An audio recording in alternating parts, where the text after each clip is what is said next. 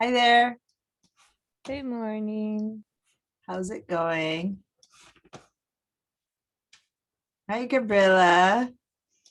Nice to see you. Hello. Hi, Charles. Charlie, Chuck, or Charles. You sign as Doesn't matter. Chuck. You're right. Your name says Charlie. Your other Yeah. name says You Chuck. can say Charlie. You can say, yeah. I'll say Charlie because that's what's here. Hi, everyone. Hi, Alan, Good morning. Kathleen, and Bonnie.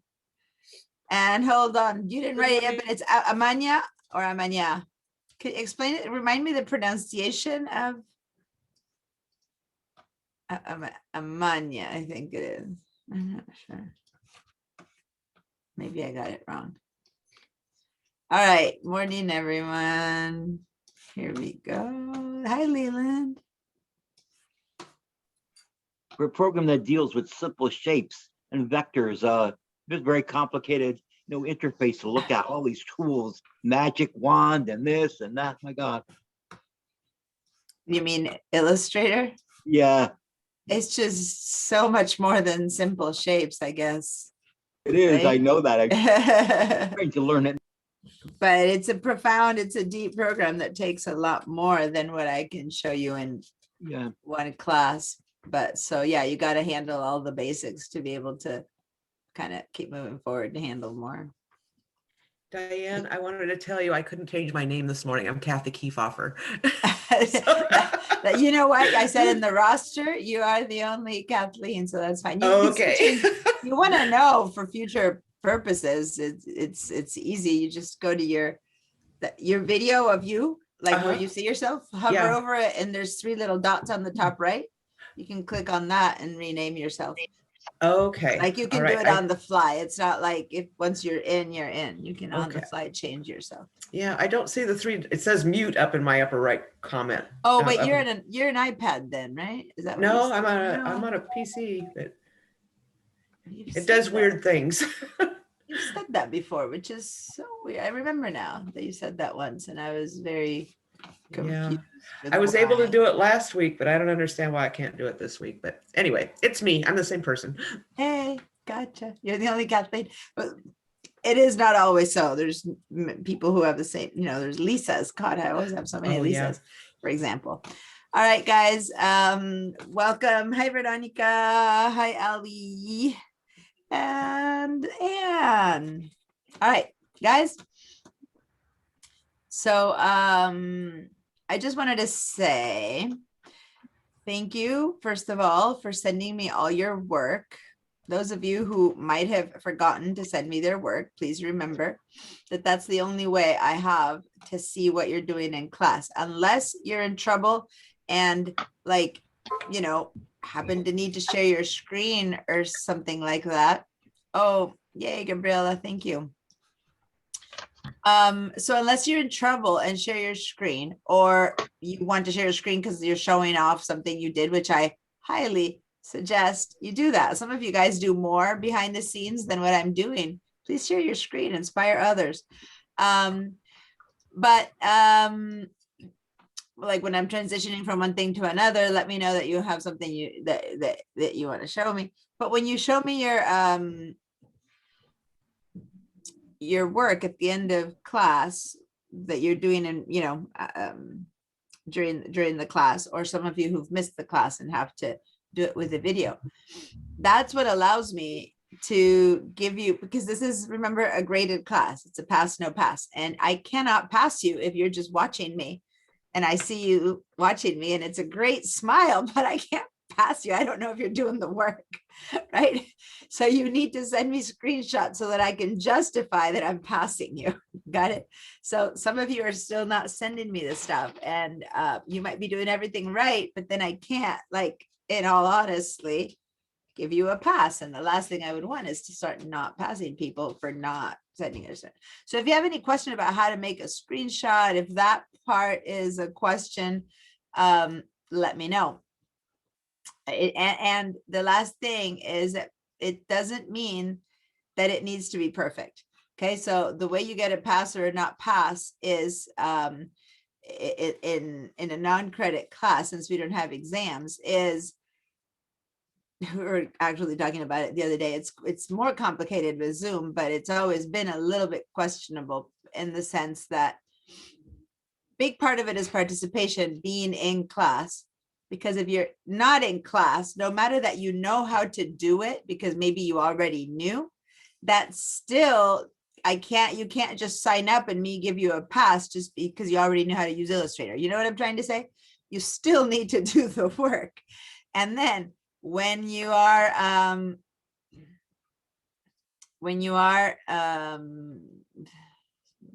on the background, my VDI Illustrator just quit unexpectedly. Is there Okay. another choice? Pass, not pass, just audit, just to learn it? No, Slower? and here's the point. No, because this is a certificate program, and when you pass the classes, you get a certificate. What you can do is not care at all, right? And just get no passes. But if you get no passes, two things happen.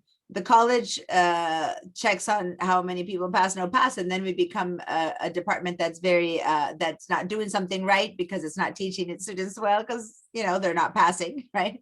So I don't want to just give a no pass just because basically completion of degrees matters to internal college numbers and how much the state funds us and stuff like that. So ideally, I won't give you a no pass as long as I see that you're doing something, because there's this other distinction that I was wanted to say is that if you are in class on a non-credit course, it's because you want to learn. It's so different. In non-credit, in credit, I have students who are there because it's part of their degree and they don't care about the class, right? But you guys wouldn't be here if you didn't want to learn this, because there's no reason, other than to learn this. It's true, you get a certificate, but most of you guys don't need the certificate, like you said, Charlie. So you can just forget about the pass, no pass, not care about it. And then and you'll never know, because you actually have to go find out if you pass your pass. It's not like I'll post it on the door if you pass, no pass. So anyway, it's if you want the certificate because you're trying to get back into work or get a raise or find do a change in your job and stuff like that, then you need to get a pass. If you don't care, then it still matters to us now internally so that we keep getting funded because we are doing a successful job. But to you, no, it doesn't matter at all. You can get no passes and keep taking the classes. With my eye operation, it's hard for me to really concentrate on this stuff. I'm trying to go as quickly as I can, but we're operating at slow speed. So, I would take it again in the fall when I'm better. My eyes are better. Yeah. Oh, and thank you for saying that, Charlie, because there's one more item here, which is, there's people who start knowing nothing and people who start knowing quite a bit and some people who start knowing a lot. There's all these different levels in the class always. So the idea isn't that you all end up at the same level, but just that you improve based upon what you knew. So there's going to be someone who knows by the end of this class less than one of the people who knew a lot when they started, but that's okay because you're all learning something. And if you don't understand that, people who've been in these classes repeatedly know how it works, that you take one Photoshop class and you take 3 and you still keep learning, right? And you still keep learning Illustrator because you just build upon knowledge. Might sound weird, like why do you need to take a class 3 times? Well, you don't need to, but each time you take it, you learn something different and from a new perspective, and you go deeper into something. So that's why it's still worth it to take a class again and again. So you keep improving. And so we check on improvement too. But in real life, and I'm opening my Illustrator again. This is why I keep talking. It's not that I'm wasting your time, but my Illustrator crashed. When I am seeing you guys, I can tell if you're getting better, if you're doing your work. And if you do it, but you don't do it right, Charlie, to your concern. It's not like you need to do it perfectly to pass the class. If I notice that you've never used Illustrator and suddenly you got a flower that's got 10 crooked petals, but hey, you got a flower with 10 crooked petals, that's still a pass versus someone who's taken the class a few times, their flower is like pristine and perfect and with a new chrome set of colors that I didn't even teach. You know what I mean? There's like, you fly in a different direction and both people will get a pass. Okay. So it's not like you need to do perfect work either. You need to do it. That's all. Yes. So just in terms of the next set of courses, Speaking of progress, and once we feel confident after this class, what would you recommend as the next step? Well, the hold on, I was opening the wrong. The certificate that you're taking, this class is inside of a certificate called there's some certificate, but I think this one is digital design certificate, I think. And yeah. so there's 3 classes that are mandatory and 1 elective. So once you complete those, you get a certificate, right? So if that's the goal, then you take the certificate. If you just want to keep learning, then you can just take some of these classes again. We're building a certain group of I'm building some Photoshop 1, 2, 3 now, because we have a couple of other areas that we're begun to divide things into 1, 2, 3, but for eons we couldn't do that. For eons, I mean like 30, 40 years. Lots of resistance from credit. We're beginning to understand that we're different from credit, and they're beginning to allow us to have a series of 1, 2, 3 classes. And so hopefully we'll be able to take classes where there's actually new material. I give new material because I always offer different imagery. And so when you have a different image, you go in a different direction. So each time I teach something, I'll take it in a way that you'll learn something new. But in the end, the course is still teaching the same-ish material. Yeah. But there's so much to learn that there's more, but in the basics, I can still change, right? But when it's officially there, I'll be able to do 1, 2, 3 that I'm hopefully can advance, where people who are taking the class 3, I already at level 3 versus, and now we could have beginners or not at the same class, right? So right now, after you take everything we have, there's like 3 versions of Photoshop, Illustrator, digital design techniques, all the web courses and classes, the newsletter design classes. So there's like 12 different classes probably that I can think off the top of my head, if not more, in the realm of digital design and within all of this Adobe medium. So other than that, okay, right, cool. Credit classes, right? Like you actually go into the credit courses, because I can teach you how to use this product, Illustrator, but it's not like I'm teaching you to be a good graphic designer, for example, or a good, in this case. So there's more to it than that. But that you need to go into. I would like to create like mini. I was proposing. I don't know that there's the funding for it to propose mini like a graphic design or a web design course. Like, well, the web design I do teach, but and in that one I get to teach more about what gets a good web design. What's a good website or not, versus here, I'm not going to tell you that was a great logo versus not a great logo. I'm just teaching you how to use a computer to make a logo. So there's a distinction there, So anyway, yeah. So you're welcome. So one of the things, how many of you guys draw or sketch or do art on your, in the real world, and not in a virtual manner, but in an analog manner? You pick up a pencil or a pen and you actually do some work of your own. Okay. So looks like a minority of you. Sometimes it's a ton of you. It depends. But right now, only 2 people raise their hands, and others might have not raised their hands, but you do it anyway. I have, in fact, is Anna here yet? No, Anna's traveling. I have a couple, Anna, who always shows up from Brazil lately, or from Seattle. Her husband's actually a professional. In Brazil, he's one of the best known cartoonists, right? And he always did it by hand. And some years ago, they landed in my class because they live part-time here, part-time there. And he had to learn how to do it, his same cartoons that are already, famous, and he has books and stuff like that.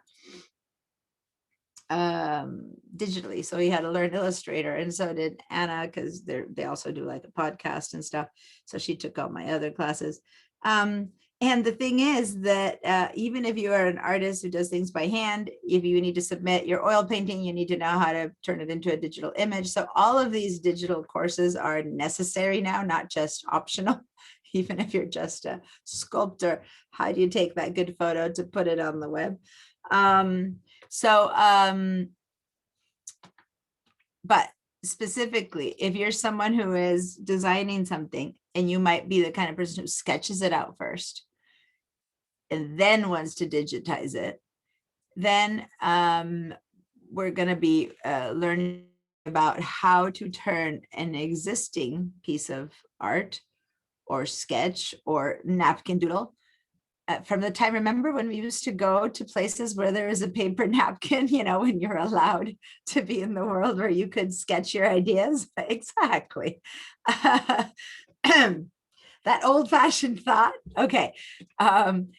We are going to learn how to put that into Illustrator and digitize it. Okay. So that is one way to use what we're going to learn today. The other way to use it is that, how many of you guys know about Photoshop, like know how to use Photoshop? How many of you guys understand and use Photoshop? Okay. I know there's more of you than those of you who have answers. So you guys are just being lazy. Come on, guys. Give me some replies. Okay. There's like yeses and nos and hands and thank you. Thank you. A few more. All right. Okay. 5. So then you might know or not, depending on how much you know about Photoshop, that there's a limitation to the size in which you can print an image, right? So when you take a photograph, there is a certain number of pixels that it gets in period. Just, I always kind of, well, no, I was going to make a joke that doesn't work. I already saw why, so I'm not going to make it. Anyway, I like to do these analogies to real life, and I was about to do one that might be slightly offensive, so I'm going to just be quiet about that one. So you take a picture, and there's a maximum size it can be printed at based on how powerful your camera was, as far as how many pixels it can take. And beyond that, you can get any bigger. So if you have a great camera, but it's 20 years old, maybe it can't be printed any more than 11 by 14. But if you have a not so good camera at this point, but it's new, maybe you can print it as big as 16 by 20, in the sense that how many pixels can be captured the moment you shoot a picture has improved over the last 20 years. And that's it. And that's how big it can be printed in good quality. So what if you want a photograph to be bigger than that? And you can't go back to the moment that the eclipse happened. And, you can probably pose a model again, but you can't, go and repeat the moment the baby was born. There's certain things that aren't redoable, right? So then what you can do is you can digitize that photo into Illustrator, turn it into an illustration. And then an illustration is a vector file, which is basically a whole bunch of numbers that a computer can process infinitely, because, computers, that's what they do. And you can just say, make this photo be the size of a delivery van, so you have an apple that fills the side of the, the Berryman truck or whatever, right? So you can make a photograph be huge for a billboard or something like that by turning it into an illustration, by moving it out of the realm of photography and photographic image. So both a scan of a doodle on a napkin or a photograph would use the same technique to basically turn whatever material that you're doing into vector images, which is the language of Illustrator.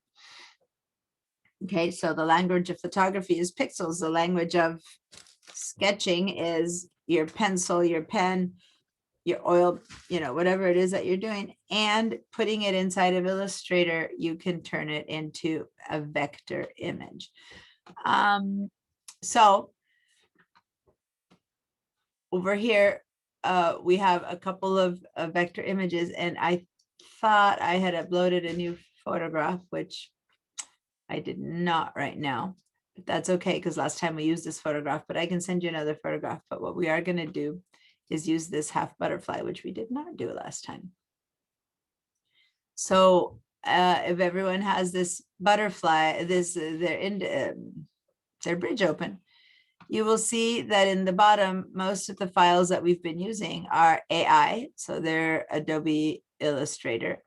And here, there's a JPEG here for something that to do a demonstration. Then here's a photograph, and it's a JPEG. And here's the thing that's called half butterfly TIFF, right? .tif. So if you scan something in with a scanner, how many of you guys have ever used scanners? I mean, now scanners are part of the printers that we bring into our homes. Pretty much everyone has one. That doesn't mean that you've used it, but a few of you guys raised your hands. So it's like taking a photocopy, only the file goes into the computer, right? You put in a thing, press go, and 90% of the times printers scan files in as TIFF files, okay? A TIFF file is equivalent to a JPEG, only that it's still a pixel-based image. So when a scanner works to digitize an image that you sketched, it still is putting it in photo. It's taking it from paper and pencil or pen into the world of photography. So it turns us into pixel-based image, or we also call that a raster-based image, okay? So all of these words is for you to begin to understand what we're talking about. So a pixel-based image, which is something that a camera will do, is the same thing. So basically a scanner takes a photograph and makes a digital image that's still not vector. So what we need to do is we need to bring this image, which is a pixel-based image, into Illustrator. Okay, and so right now, let's go into Illustrator and create a new file.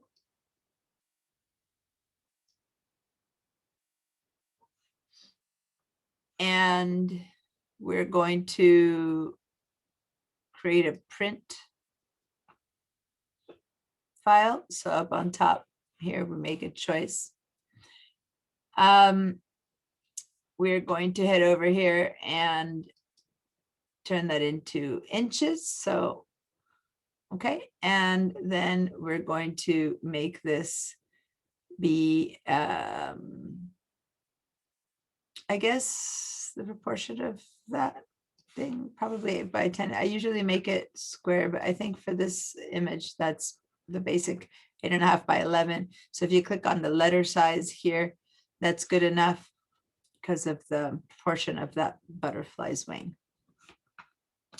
And then we'll say, so the rest, by having already clicked on print, the rest falls in place into having it be a print file. And I'm just saying that because the other day someone had a file that had weird markings, and it's because at the beginning you changed the size, but you hadn't changed what kind of thing you're making. So all the other choices remain different. Okay, so say create.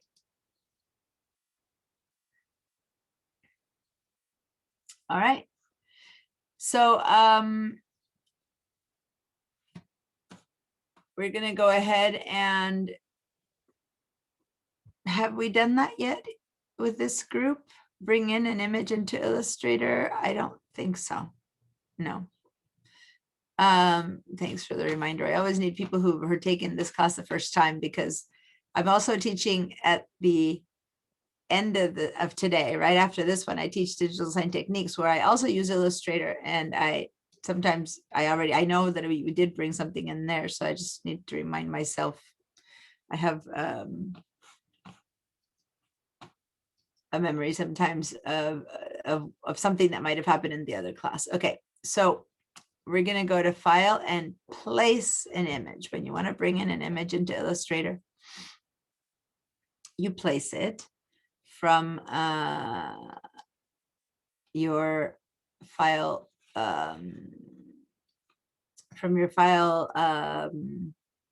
finder if you're in a PC, in a Mac, or from your Windows Explorer if you're on a PC. So what we're going to do is, for those of us who are on Google Drive, we're going to click on Google Drive, share drives, and find your Illustrator folder, which many of you, if you're only taking this class, you probably are there already. And inside of Illustrator, you'll go to the class files, and there you'll find the half butterfly. So I'm going to sit here for a minute to make sure you all found it, or I can repeat the process if someone got lost. So especially if you're on VDI and I went a little bit too fast, let me know. But if you found it, then yay. Okay, so the file is called half butterfly. So once again, if are you on VDI, Gabriela? Deanna, Yes. I have it in Bridge, but I can't figure out how to get it from Bridge to. Okay, so Illustrator. you go to, in Illustrator, you go to File, Place. Uh-huh. Okay, and so you're not in Bridge, you're just going to find it on your computer. So did you put it in your downloads? Did you put it in your documents, in your desktop? Do you know? I guess that's a problem. Well, it's not a problem if you share your screen. I'll tell you where your stuff is. Whoops. I'll stop my share and share your screen, and then I'll tell you where your stuff is, because I can see when I look at your files, at your Bridge. So if anyone else is not, so it's the half butterfly .tiff that you need to find. All right, so show me the Bridge that you said that. I'm gonna Bridge, yeah. And so it's in download. So see the top line there that says computer, Mac, users, Dorothy downloads class files. It's in downloads. Okay, so now go back to Illustrator and file place. And the reason, she's got Zoom on the other side, you guys, which is fine. Okay, so go to File, up at the where the apple is. Yeah, there's your apple. File, Place. And go to your downloads and class files, double click. Perfect. And there it is, half butterfly TIFF. Okay. Great. Then just go place. Okay. Cool. All right, cool. Anyone else who needs help finding it? Gabriela, did you find yours? I'm going to clear all feedback so that I can be clear. Say no to me if you don't have it yet. Veronica? I don't have it. Go ahead. Okay, so Veronica, go ahead and share your screen, and then Nanette, so that I can help you find it. Veronica, are you connected on your other computer? Oh, you have to okay. Oh, there she is. Well, she's joining because she needs to join with the one. We're connected. I need to know the people who can't find it. Are you VDI or at home? At home. Okay, so give me a second, Veronica, and let's see. Let's hide your Zoom.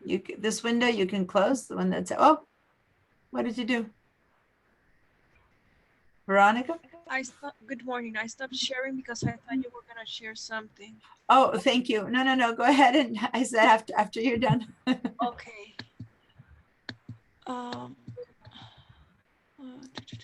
So what I was trying to say is, when you place something, you can also, there's other ways you can do it, and you could have dragged it, but okay, so you have it there, half butterfly.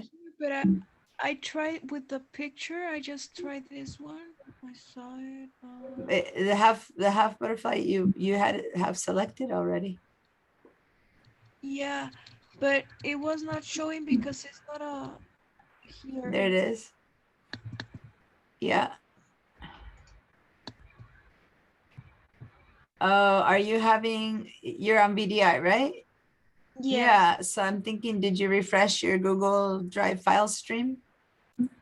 I think so. I can try again. Because that would be the only reason. The other way is to drag it in. Which can you do on VDI? Can you drag it in? I guess you could drag it in. Go to your finder, to your Windows Explorer. I'm sorry. Oh, You have a shortcut there on the bottom bar.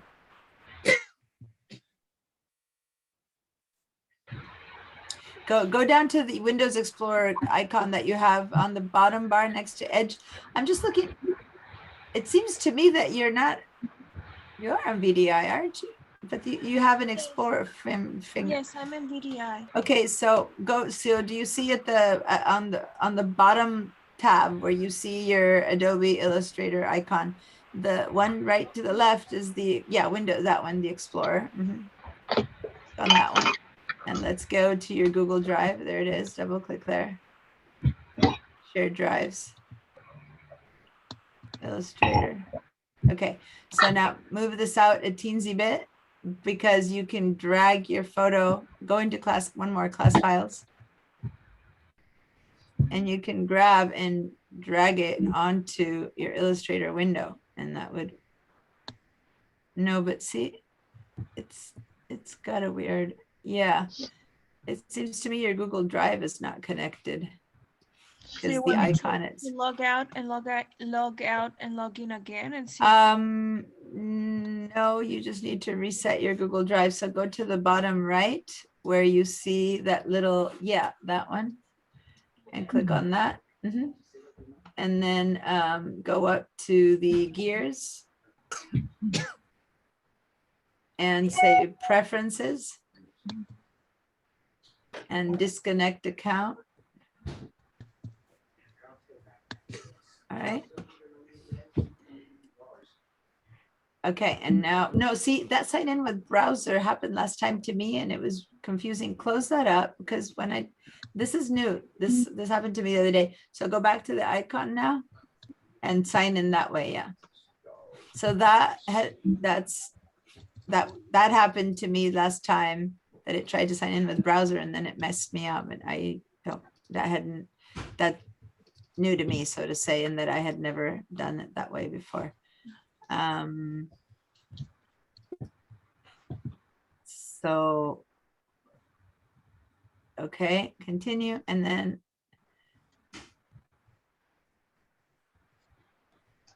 but it took you again into the browser. Okay. It's weird, but okay, yeah, close that. And there it is. So now go into shared files. I'll help people with it. I'm gonna stop sharing and No. Go ahead and do Illustrator. I want to see if it works. Now that you're here, don't stop sharing. Go to class files again. Let's see if it works. So now grab that and drag it into the window. So you might need to move your window over a little bit. No, don't double click. Oh, no, don't close it. You were there. I wanted you to drag it into this window or just do place. Yeah. Because I wanted, since you were here, I was trying to show you a different way to do it. But, yeah. It's up on the H. You passed it. Oh, you don't have it by alphabetical order. That's the problem. There it is. I was telling you to go up, but you have it in. Okay, so I now say place. There it is. Okay, so now you just clicked, but now that it's working, I'm going to stop your sharing and now I'm going to show you guys some more about that placing. Okay, so for those of you who did it, okay, I want to show you a few more options. So, and I know that some of you haven't found it yet, but I just want to share my screen for a second because I need to show you something for those of you who did get there, and then I'll keep helping people So this is the quick thing that I wanted to share with you is that once you do the file place, if you found it, I know some of you haven't found it, right?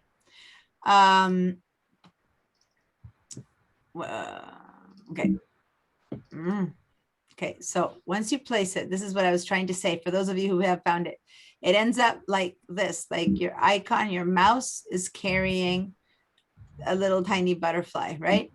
And while I'm helping people find it, those of you who already found it, there's two things I want you to practice. One is that if you just click your mouse, boom, it comes in, right? That's one option.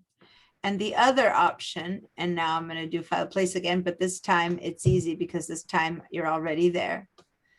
The other option is to say click and drag, and then it comes in only as big as you drag it, right? So for those of you who found it, delete by hitting the delete key and place again a few times to practice, and then make it a little bit bigger. And so when you click and drag, you choose how big it's going to get versus when you say place. And all you do is simply, now I'm just clicking, it comes in as big as it can be. And what you never want to do is place it and make it bigger than it is, right? So since you don't know how big it is, what if I drag it this big? It's bigger, right? Now what happens is I'm moving it outside of resolution. There's an airplane flying around in the back somewhere through someone's, so everyone turn your sounds off because there's some weird noises happening and I don't know where it is. I can't, there you go. Thank you. So if you drag it too big, then you're making it bigger than its original resolution. So you want to at least once try to just click to see how big it comes in and then delete it and then drag it in smaller. So play with that while I help those of you who can't find it. So here's the thing. If you can't find it and you're on VDI, give me a yes, like it's you. You are on VDI and you can't find it. I need to see, because there's two different ways of helping you, if you're on VDI or if you're at home. So who's on VDI and cannot find the half butterfly? Shh. Okay, you're on VDI, Anne? Yes, All right. I've got it. It's in Bridge, but I can't move it over to, Okay. So if it's in Bridge, you don't move it from here over. So Bridge is not the question right now when we're placing a file. It's for opening files and for many other things, but not for placing. So you start from Illustrator. So from Illustrator, you go to File Place. So this is for VDI people. Well, it's for everyone, but for VDI people, you go to Google Drive. For people who are at home, you go to this PC. Okay. So people who are on VDI go to Google Drive. Are you seeing that Google Drive, Anne? yeah, All right. Now go to shared drives. okay. Then Illustrator, double click. And then class files, Class files, double click. double click. And then there's butterfly. Now, mine is alphabetical order, so I just go to the H kind of thing. But if yours isn't, like when Veronica was sharing, if you click on the word name, yours was upside down, understanding, so just you click on the word name and it changes the upside down alphabetical order. Okay, I've got it. Have butterfly in place. So anyone else on VDI who didn't find it? Okay, now if you're at home, then you go to this PC and you find usually most of you guys left it in your downloads folder, right? So you can open up from there your downloads folder, or you can go over here and double click from here your downloads folder. And then you have the folder called class files. If you moved it to your documents or to your desktop, then you look for documents or desktop and find it there. Most people in this class tend to leave it in their downloads folder. So is anyone else who still can't find it? Kathleen, Nanette, people who mentioned that they hadn't found it at first, are you all good now? Anyone who still needs it? Nope. This is the only problem of having people, well, that's not the only problem, but it's one of the problems of having people in different places that I have to always be explaining, so you all have to be slightly patient while I get everyone into where their files are. Now, what I didn't show you, that I was telling Veronica, but she was too fast for me, so she didn't finish, is that one other way to do this, if you are someone who likes to use the Windows Explorer or the Finder, is that another way to place a file is to just drag it in like that.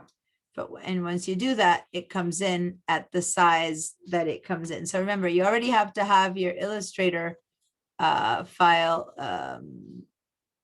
ready. It's not like, this is a TIFF file, so it won't open an Illustrator without being placed. But I'm just saying that another way to place an Illustrator file is to do it from the Windows Explorer itself for PC people, or the Finder for Mac people. I'm going to do it one more time. You go find it in the Finder for people who like to do it that way. Instead of saying file place, you find your image once again, and that's why I was kind of saying just drag it, make some space so you can drag it in there, and then just drag into the Illustrator open window. Okay, so now that I've done it in like 55 ways, hopefully everyone at this point ends up having a butterfly. Now, hopefully those of you who were waiting have brought it in 2 or 3 different ways instead of just sitting back and wondering when I'll move on. Because remember that I just showed you 4 different ways of bringing in the file, and hopefully you've tried them all, right? That's the goal of learning. Okay. So, and if the last time you brought it in smaller, go ahead and delete it again and bring it in by just a simple click. So it's full size. Okay. And so here we have our full size butterfly. Now,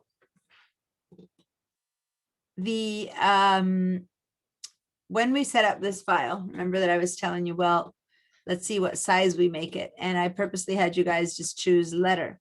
Letter by default shows up as if you're writing a letter. So the size is 8.5 by 11, but it's also 11 by 8.5. And at that point, had I used in the creation of the file, twisted from portrait to landscape, it would have come in as a landscape.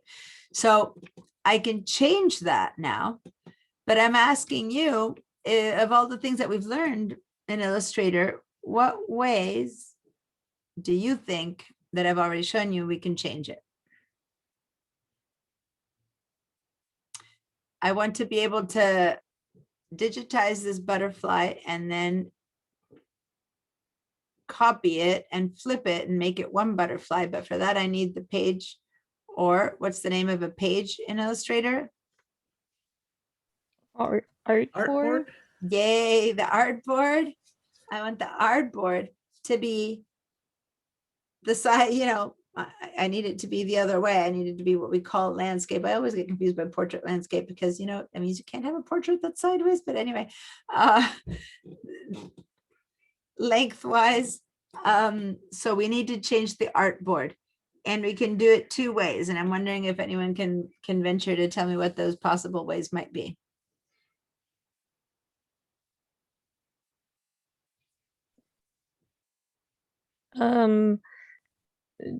There's a way to rotate it somehow. Okay, so you're not wrong. There's a way to just rotate it, or to just actually reopen the document properties and just say landscape. That's one. If what we want is 8 by 11 only sideways.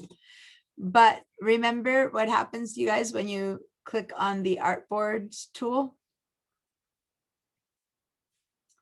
Your artboard becomes malleable. Your artboard becomes open to be modified. And so let me show you what I'm talking about here. On the left side, right above the hand, is the artboard tool, right? Like you look for the little hand, and right next to the hand, you hover over the artboard tool. once you click on it, your artboard itself becomes malleable. So you can just literally, physically make it be the height of the butterfly. Maybe we can have it be a little bit less, and you can even make it be less than the butterfly. Make the size that you want, even if you leave the butterfly floating out like this, and then you can move the butterfly in. So it doesn't matter what's on the board, just needs to be dragged in again, right? The artboard can still be changed. So I'm going to make my artboard be a shape, right, that would work to have the butterfly flipped over twice. When I'm done, I click my selection tool and leave the artboard tool, and then I can bring this back in here. And later, once I'm done, I can flip another one and I'm going to have a butterfly filling the whole screen. Does that make sense? So you could have done it in all these different ways, but just don't forget that artboards are malleable in Illustrator, and that you can just keep changing them. Now, if you went to the artboard and you tried to grab the corner, right? But you didn't actually grab the exact corner. You were a little bit off, and you have the icon. It's hard to show it to you because it shows up on gray, but see the icon that looks like a little fish head dive bombing or something. I always think of it as a little downwards pointing fish. As soon as you're not in there, if you're right next to it and you try to move it, what you're doing is you're making another artboard, and this other artboard is showing up right underneath that. And it's very confusing because it looks like an object, but it is an artboard. So be careful with that. You will see that it has a number in artboard 3 or artboard 7 or stuff like that. So you definitely don't want to do that. Command or Control Z. When you have your artboard tool, you really need to target that corner and make sure you see a double-headed arrow. Here it's a little bit better. You see a double-headed arrow versus that shape to move it around. Okay, so if you move it around from the corner, you can make it bigger, smaller, or whatever at the same time. All right, and then you just leave the artboard tool, go back to the regular selection tool, and you're set. So did everyone move their artboard? Yeah. All right, I'm having, hold on. Hide Safari. Okay. Now, notice that what we brought in has this big X across it when you select it. Now, if you click your selection tool and click away, it just looks like a dirty background butterfly. When you click on it, it has this big X. What it's telling us is that this is an image that's been placed, but is not yet a vector file. It is not an object. It's not like I can grab these lines and begin to modify their paths to get a different size shaped butterfly. This is still like a foreigner inside of Illustrator. It's a TIFF file, and it is not able to be manipulated as vectors because it isn't a vector yet, okay? It's kind of just plopped in there. So what we need to do is turn it into a vector file. Now this, yes? Yeah. I have a bounding box around mine.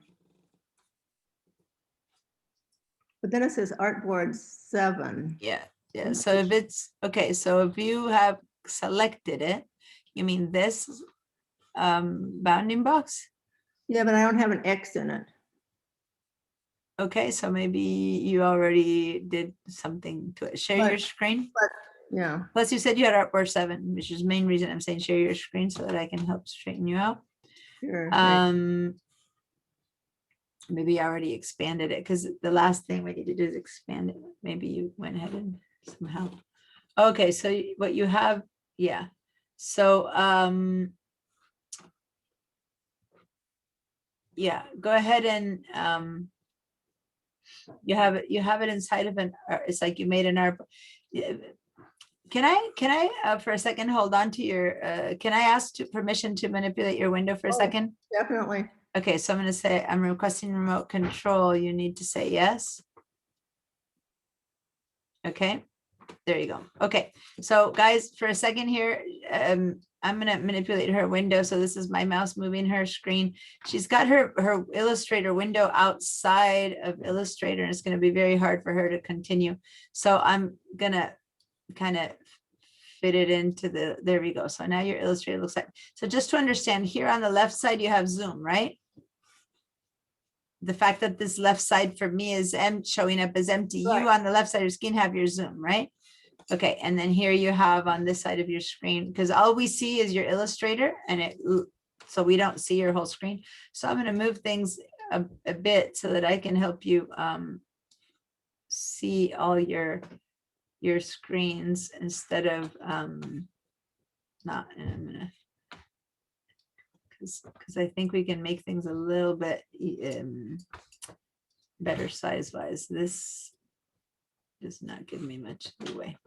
Usually I can make this a bit smaller, but I guess the resolution of your screen must be pretty big that I can't make it thinner. Okay, so I'm going to go to your artboards down here, and you have like a bunch of different artboards that you created, and we don't need them. Okay, How did I create them? well, because when you were just now in your artboard tool, when you were trying to move this image around, you had your artboard tool on your mouse. So you kept creating artboards. So like this, if I move it out, this is one artboard, this is another artboard.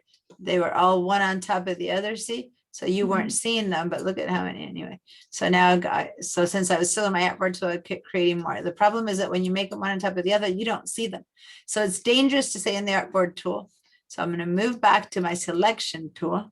And now I'm going to go over here and delete them all. So I'll let you do it here. Select one and hit this little delete right there, the little trash key. I'll let you do it because that way we don't fight over the mouse, because when one controls it, Delete them like that. yeah, leave only one. Perfect. Okay, now let's collapse that by clicking again on this icon. Yeah, great. And now do Control or Command 0. You're on a Mac, so Command 0. No, that's oh, that's interesting. You're in click into Illustrator again. Command 0 wasn't open. You did a Command O, not a Command 0. There we go. And now drag it onto your screen, and there you go. You've got, yeah, click on your butterfly and drag it in, and there you go. So basically you had a ton of artboards on top of the other, and you thought they were just boxes, like you thought it was an outline, but it was just an artboard inside of an artboard. So just once again, because that using the artboard tool can get confusing if you don't know, go ahead and select again your artboard tool. Yeah. So when you see handles like that, basically, like you said, a bounding box, right? Around the actual artboard, the only time you ever see the name artboard here, that should warn you, careful, you're in the artboard making mode. And with this tool, anything you try to do, you were trying to click and drag and move your butterfly or something. What you're doing, because you're in this mode, okay, move your mouse out. So move your mouse into Illustrator. Yeah. So every time you were trying to do something right now, what you were doing is manipulating artboard. So you probably dragged enough times trying to move this that each time you drag, manipulating around to get the box the right way, and I must have been making new artboard. yeah, exactly. As put your mouse right on the edge here. Here. There, you're actually manipulating the artboard. If you move it even a millimeter off, and it has the other shape, there you're gonna make a new one, and it's gonna be right there. You're making a new one. You don't ever want to click there. If you click right there, it has that little fish heading down shape. I don't know what to call it. It's a square with a thing on top, but I call it a little dive bombing fish. That's what I see when I see that icon. That is your artboard, right? So if you were to now click and drag thinking you're moving your artboard, you're making a new one. So it's a minute distinction. And I spent some time explaining that only because that I'm sure happened to everyone. So if that happened, go back to your artboard icon, which is at the very bottom of this icon on the right, bottom on the right. That's the artboard tool, but go and click on your artboards. Right here. Nope.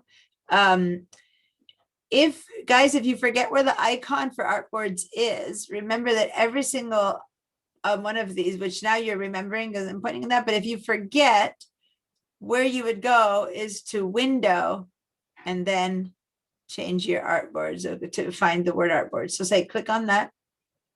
Yeah. And so you look over there and you only have one. So had you made many, you'd know that you were in trouble. Okay. So there's nothing to trash because you can't have less than one. All right. So now just change back to your selection tool, which could be by hitting the V key on your keyboard, and then you're out of danger. Cool. So Yeah, but was doing Command Zoom, so I thought I got rid of them, but I guess I didn't. you know what?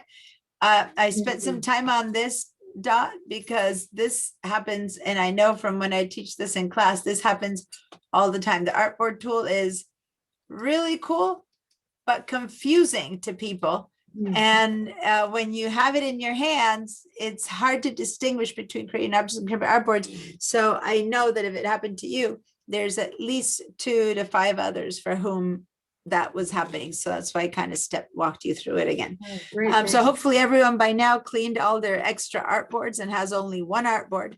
And that one artboard is about yay size, doesn't need to be precise or exact. You could type in precise and exact numbers, but I just need it to be that you have a space to make this into a vector file and then to flip it and to get to. Okay. Should I quit sharing screen now? What's that? Can I should quit sharing screen, or did you? I already quit. Okay, I already quit. Thanks. Thanks so much. You're welcome. All right, guys. So now let's get this image turned into a vector. All right. So, and tell me what other thoughts, just start thinking as we speak. You can, when I ask you again, think of some other kind of image that you might have a reason to turn into a vector file of your own. Photos that you want to make big, or images that you write on or work on. Just think of examples, and then share with me what you think you might use this technique for. All right. So so here we have an image that needs to be what we call tracing. Now, tracing, the word screen. Oh, thank you. I can always count on Chris. Whenever I'm in a class that you're not in, I go, oh no, Chris wasn't here to remind me. See, you don't know that, but people who are, probably maybe Bonnie, you've heard me say, oh, Chris wasn't here to remind me. Yeah. So this is Chris, who is always good about reminding me to reshare my screen. So we're going to do something called image trace. And the word trace might mean that you put a piece of paper in your drag, make a duplicate of it or something like that in real life. In the computer, image trace means that you've already digitized the image. So it's either already a photograph of or you're scanning it, right? So you've scanned it and you've turned it into a digital image. And now you can make sure that by now that the file is selected. So if you don't have it, those blue lines on it, it's not selected. So select it. And then you have up on top, it telling us that this is a half butterfly.tiff. And also it's telling me that it is a linked file.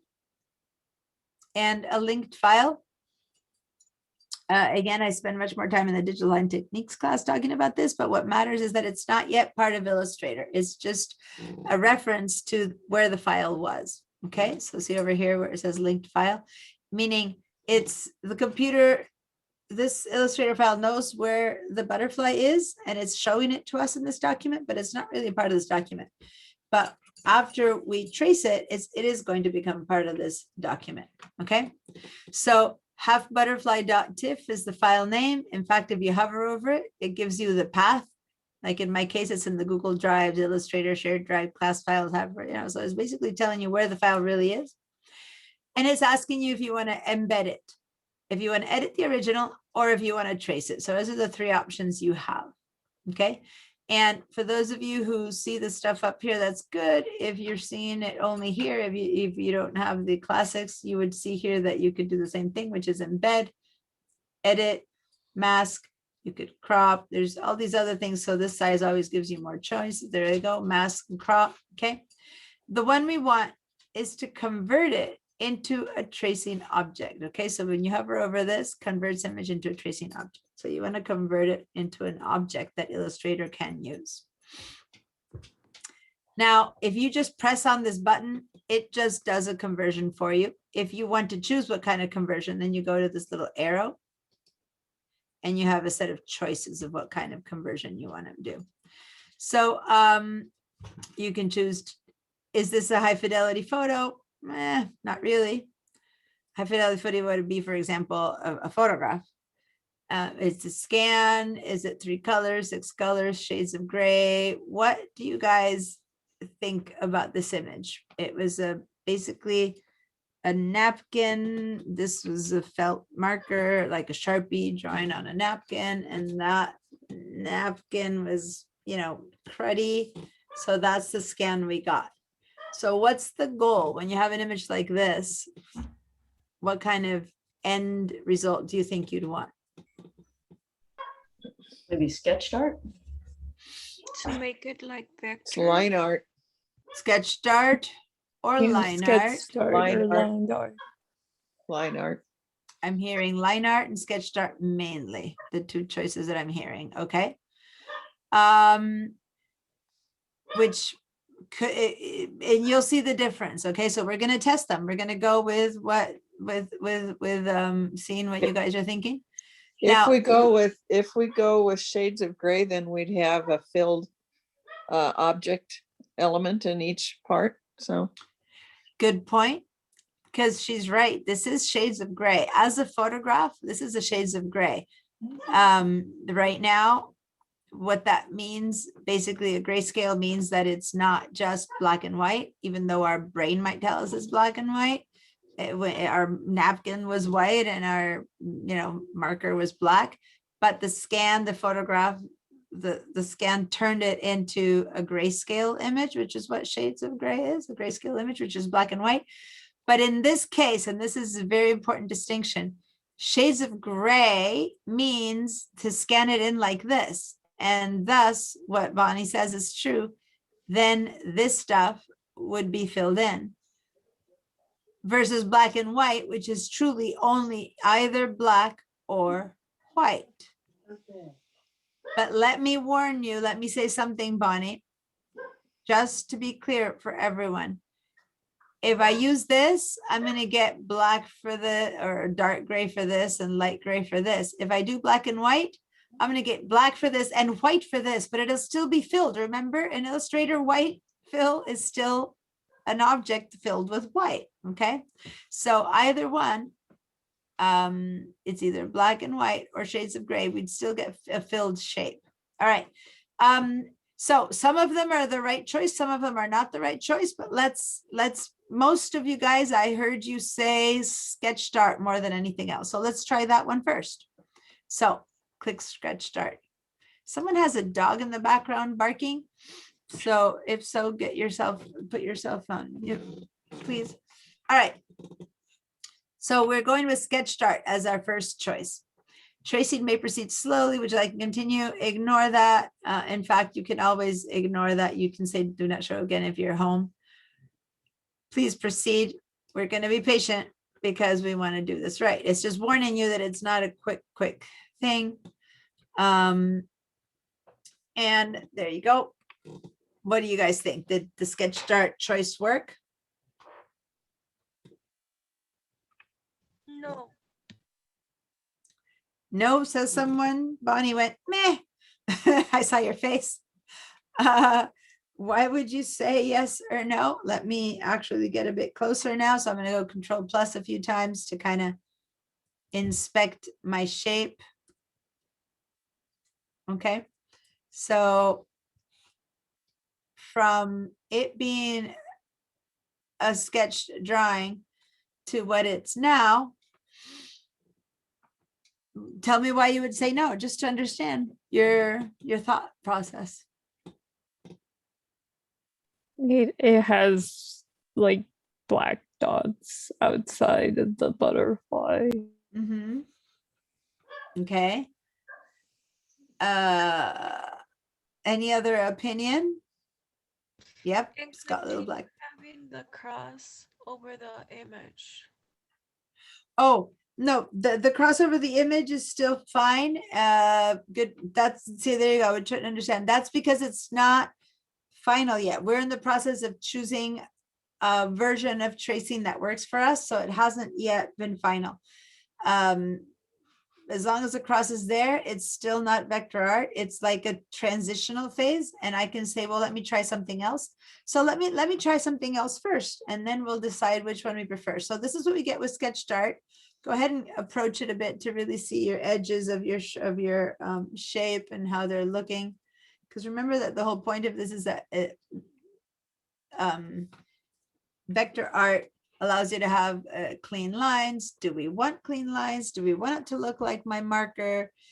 When you sketch something, you might want it to look just like what you drew, to have a look of a feel of real sketch, or you can want it to be computerized and have it be pure, clean, what we consider computer graphics lines. It's your choice depending on your sketch. So let's check a different version. So let's click on tracing, not on tracing results over here. We can go and change the kind of tracing that we chose. We can go over here to view the image panel, right? Or we can go over here to the right. Oh, it already opened. Or you can go over here where it says image trace preset image panel. Okay, so click the image panel. Or you could go always, when you don't remember where things are, you go to window and go to image trace. So all these ways are showing me the image trace panel. Okay. So in my case, it was opening kind of weird on top of these things. For you to see it better, I'm moving it out. So the preset that we chose was sketched art. Let's click here and try the second one. Most of you guys said was line art. Let's click on line art and let's see what line art does. Keep your eyes on little things like divots and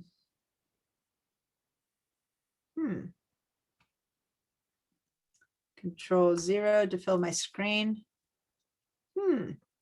Would you say that line art worked? No. No, line art certainly didn't work. Line art truly means line art. Like if you had things that were lines, and this butterfly, even though it seemed like just a marker trace, is not equivalent to line art. So it's one of the more limited ones. The name sounds like it could have been, but it's one of the more limited choices. So not line art. Anyway, as you go up and down trying a couple of different technical drawing, for example, I know that we know this isn't a technical drawing, but just check and see what the choices are. Is like line art. See, no good for technical drawing. So these are presets. So these presets, some of them give us similar effects depending, you have to test on your piece of art which one's best. It'll always depend on your piece of art and your scan.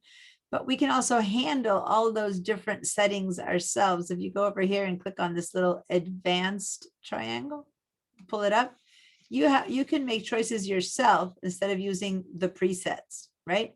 Now, I think the best choice is to first use a preset that's near enough and then to manipulate things. So for example, the sketch start one, I can then manipulate things to get rid of those little dots that Chris mentioned. But let's try one more. We want this to end up as a black and white. And the fact that it says logo is confusing because you can do other kind of things that are black and white, just not just logo. And this butterfly might be a logo, or just might be a drawing. Let's try black and white logo.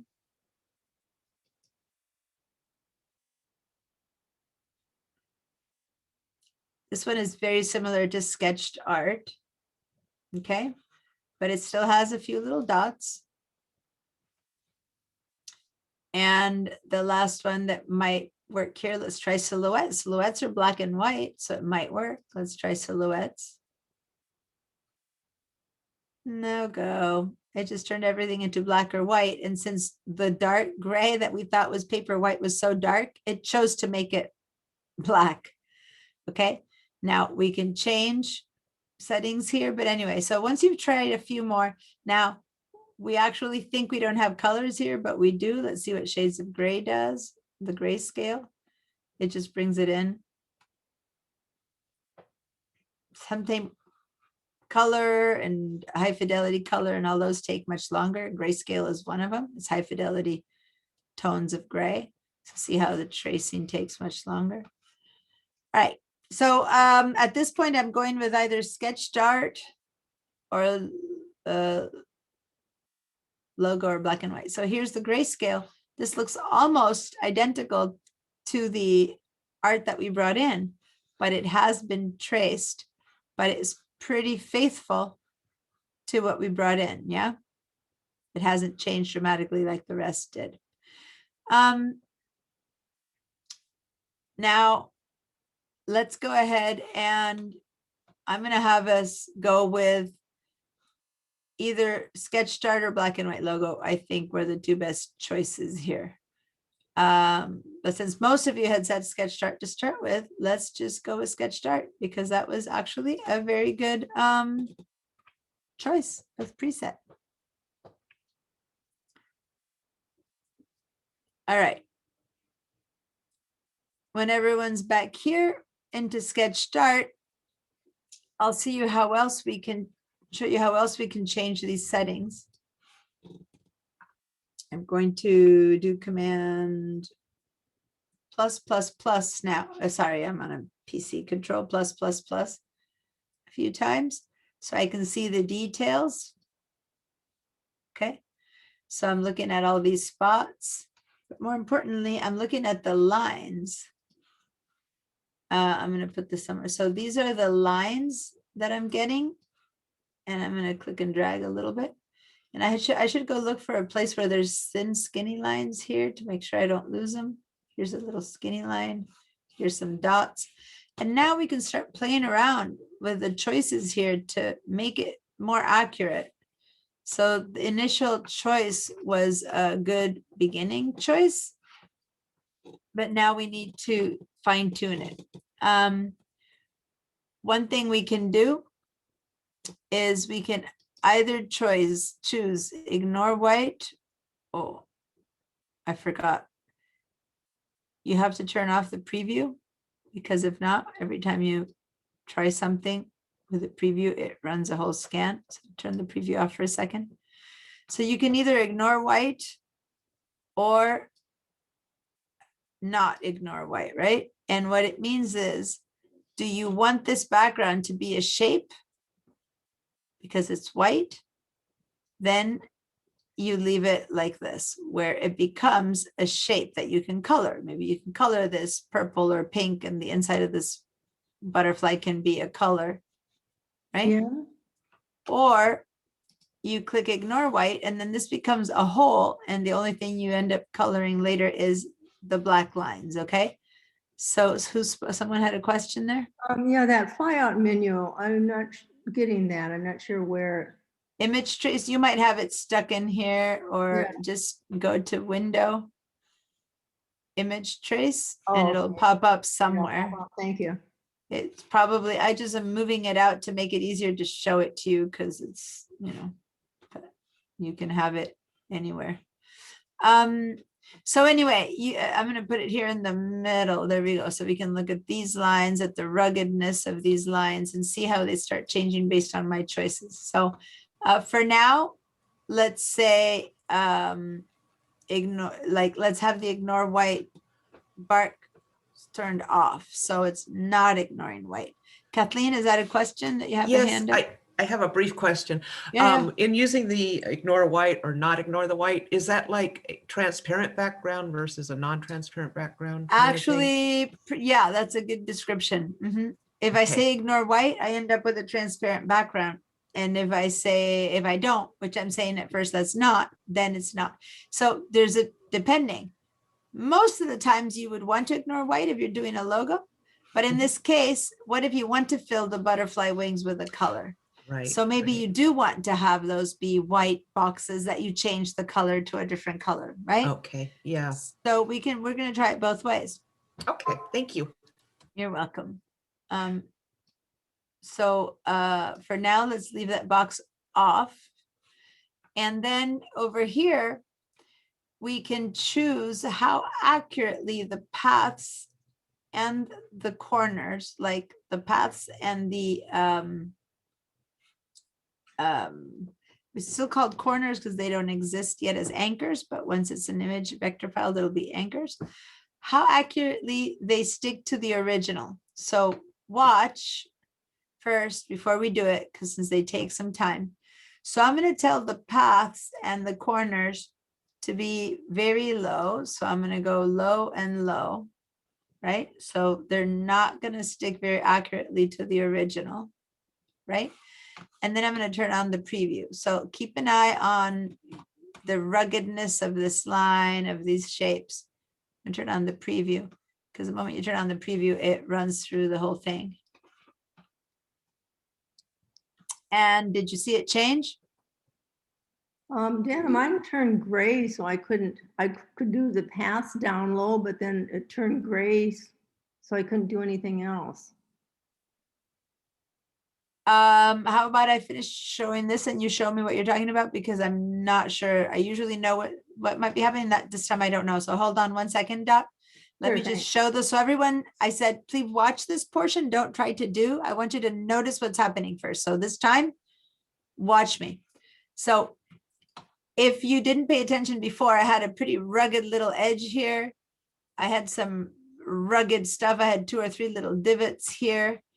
And when I said low and low to 2 of those, it all became very, very smooth lines, right?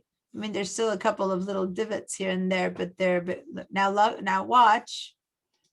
I'm going to go completely the opposite end. So don't do it again. Just watch so you understand the movements first, and then we'll practice them. So I made paths very high and corners very high. Now I'm going to turn on the preview, and now just pay attention and look at my edges now. See a big difference? It's trying as much as possible to be that jagged drawing that got scanned in, right? I mean, and I'm going way above percentage, so it's like you're looking at it with a huge like magnifying glass.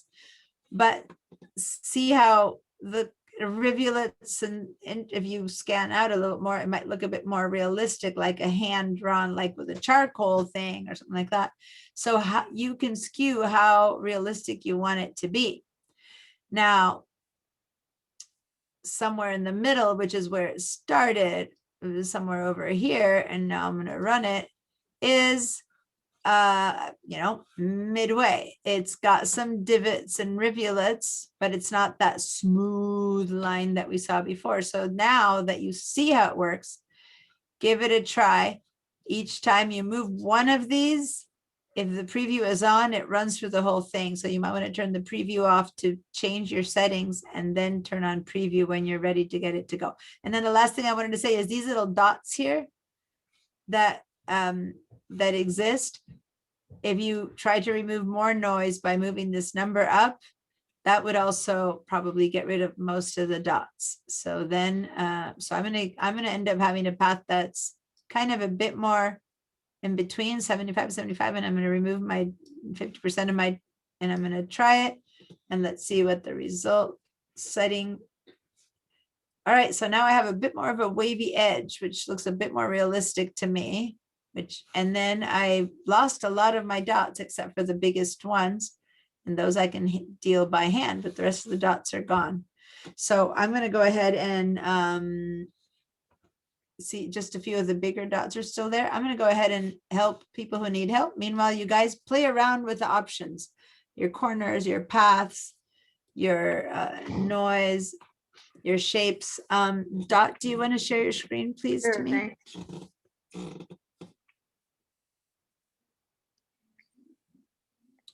Okay, let's see, that just kind of disappeared.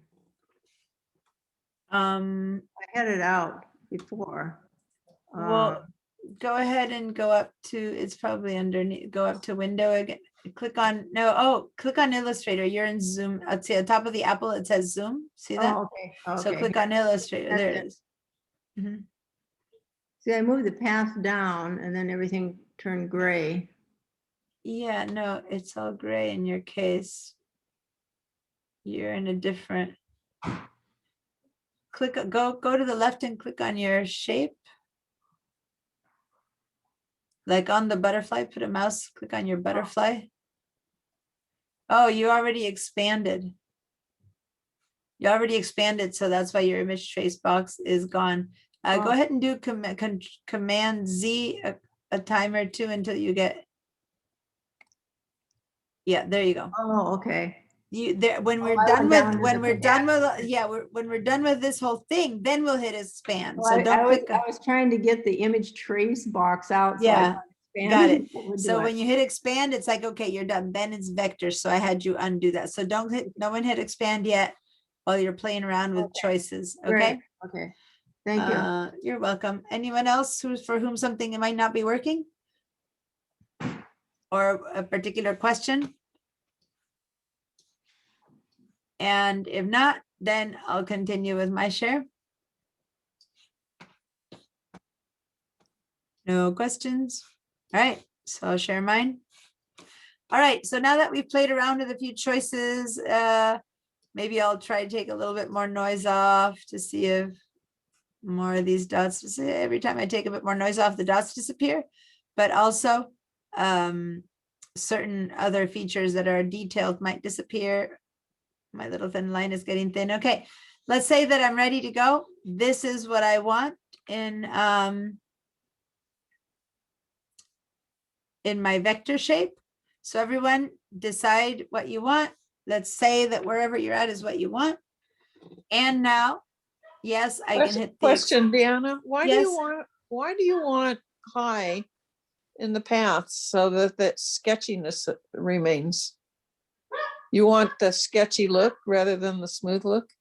But it depends. I happen to want this to be a little bit more sketchy-ish Okay. than computerized. So that's what I say. It's your choice. You all choose what you want your butterfly to be. This is your art now. And if Okay. you want a very, very smooth one, I decided that I wanted one that looks a little bit more like a sketch. Many times people want their art to still look like it's handmade. Then you can do that. If you want it to look like it's a computer graphic, you choose the other side. So it's a choice you can make. All right. So now we're ready to expand. Expanding is the moment that we turn it into a vector art. So over here, you see the word expand, and over here, you see the word expand, or you can double click to expand. So all three things make it expand. So I'm going to hit the expand down here. And well, it doesn't look very overwhelmingly incredibly awesome, but guess what? And this is what was happening to Dot. Your image trace box is great because there's nothing to trace, because this is now vector art. So how do I know that? First of all, it's a group, right? So if I click away and I click again, this came in as a group, and that's why we can't really tell that it's so awesome because we just think it's one, but if I start going command plus, oh, sorry. I forget it. I do my PC controls. I'm going to do control plus. See how now when I select the shape, let me go to object ungroup. Now you can begin to select everything individually. So go to the layers, that you can see that I have a layer with bazillions, I don't even know how many, of little tiny black bits and pieces, right? I'll click away and I'll click on, and it's a compound path. So each one of these pieces is considered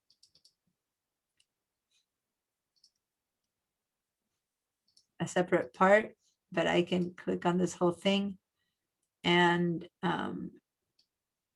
reduce it or expand it. Oh, I forgot that it's a compound path. I haven't really taught you compound paths yet, have I? That's the part that's a little bit confusing. Let's go ahead and really quickly bring in the photograph. of the woman right next to it. So you see a comparison of black and white and color, and then we can play around with both images. So just to do another tracing right here, so you can see the difference between a black and white and color. Then we can start playing with it as an image and giving it color and stuff. But I want you to see what it is like to trace something with millions of colors. So go and place again. And this time go to the word photo. Photo, it's that photo of that woman. And when I try to place it, here it is. But this time, let's make it be, click and drag, about the size of the butterfly. So it fills the other size of our shape.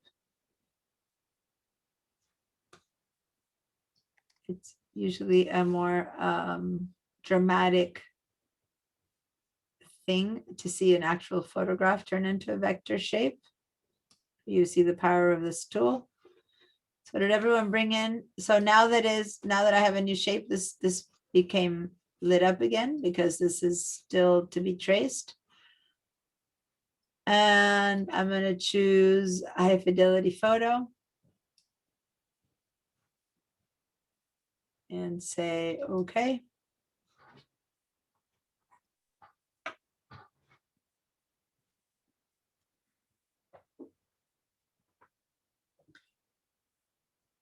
And it's happening, it's happening, it's happening. Yes, Kathleen?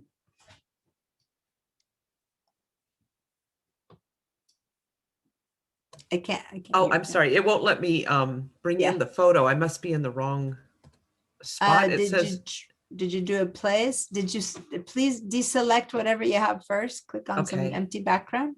okay, let's see if I can do that.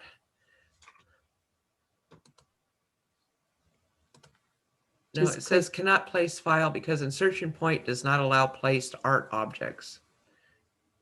Change the insertion focus. Okay. So hold on, because I don't know what's happening. So I'm gonna have to have you share, but since I'm in the midst of my, look at how long it's taking, by the way. Did you notice all that time it took? Finally, during the whole time I was talking to Kathleen, it was processing, right? It's a high fidelity photo. It took much longer. And oh, does it look like it worked?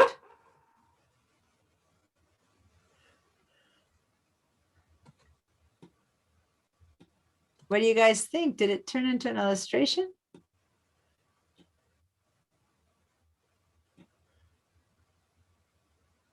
I'm waiting for a verdict. To me. I'd say no. Okay, so here's the deal. It looks just the same, but I'm going to approach. I'm going to go for Control plus, plus, plus, plus. And look, you guys, it is now an illustration.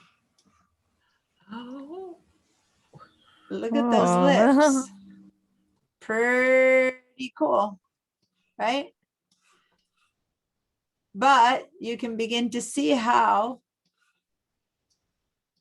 I had to approach to begin to see what Illustrator did to make all these shapes filled with all these colors. I'm going to go Control 0 again, such that if seen not right up close, it still looks just like the photograph. Isn't that crazy? But it is an illustration. Go ahead and approach. Okay, I'm gonna let it do one more thing, and then I'm gonna go and help with the with Kathleen's problem. But let me just say that this is very let me go to the window again, because I know I lost my image trace window because I did an internet. Okay. So it popped into here. This is my image trace window now. I popped it in here, so it's easier there. I'm going to show you the difference. Let me go with I'm going to choose a 6 colors and just let it go with the default 6 colors, and it'll retrace the whole thing. So that way you guys can see and play around with different choices as I go and help people individually. So that was high fidelity photo. it basically looked like the photo, right? So if I then want to make this be a size of a building, I can, because it turned it into vectors, but it will be an illustration, a hyper realistic illustration, but it's not a photo anymore. All right. And now I'm doing a tracing with only 6 colors. And now I've got something that we would recognize more as an illustration, right? Because I mean, it clearly isn't the high fidelity photo, but now you can begin to play with colors, how many colors you want in, how many colors you don't. Anyway, play around with that a little bit. I'm gonna have Kathleen, can you share your screen with me?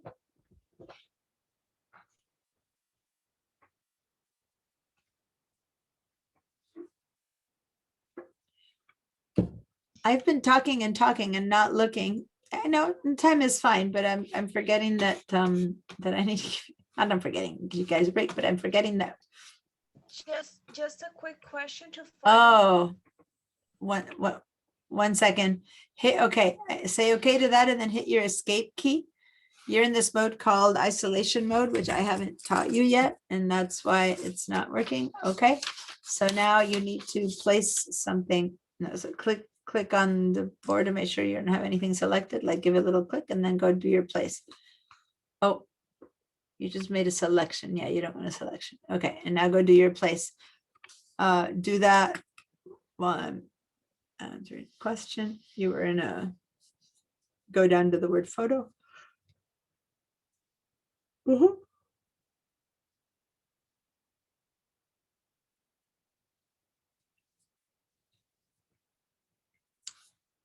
Okay, put your mouse over the, yeah, and click and drag. You're not showing the whole screen, so it's a bit hard, but you can. Yeah, there it is, small, but there it is. You can expand it. You can move your window in. You know how to put your hold down the space bar. Now hold down the space bar. Click your space bar down till you see a hand. Hold down your hold down your space bar. Yes. And now click and drag everything inside so that you can see your window. Click and drag up. Click your mouse and drag, keep your space bar held down and click. Yeah. Okay. And now click your mouse and drag up. Thank you. And left so you can see. Okay. Cool. Now you can grab the corners of that and make it a bit bigger and then play around with tracing it. So who had spoken? Someone had a question. Was it Chris? Someone was speaking. It was me. Veronica, yes. It was just a question.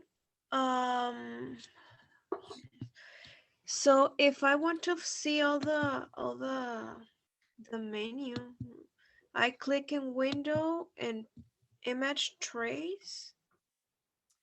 Yeah, see how in my case it kind of popped in. Show me it docks itself in the palette sometimes.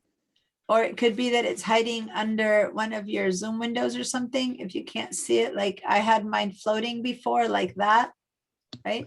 But it could also be that it's docked and so you have it in there behind a palette of 3, or it could be docked on its own. I'm not sure where you have it. Do you want to show me your screen and I can help you? Yeah, because I see it, but the thing is that I don't see the options that we used before. All right, if you've selected your shape, then you see the options. If it's not selected, it's grayed out like that. Yeah, but the ones that we, oh, here, I think. Oh, under custom. Okay, see at the top where it says custom, that's your presets. So now you preset it to up there, the general presets, go to that arrow. That's all those choices. Yeah, I got it. Yeah, Got it? before The top one.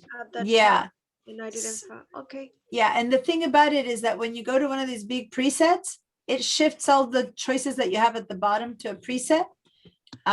So it's like a helpful, let's start at a certain point, right? But then after that, if you turn off the preview, you can keep moving all the internal stuff up until you're ready for it to trace again. But the first time, it'll go with whatever Okay, thank you. preset you chose. You're welcome. Okay, does anyone else have a question? We're gonna finish this whole portion of the class and then we're gonna take our first break. But any questions about this before I start sharing my own screen again?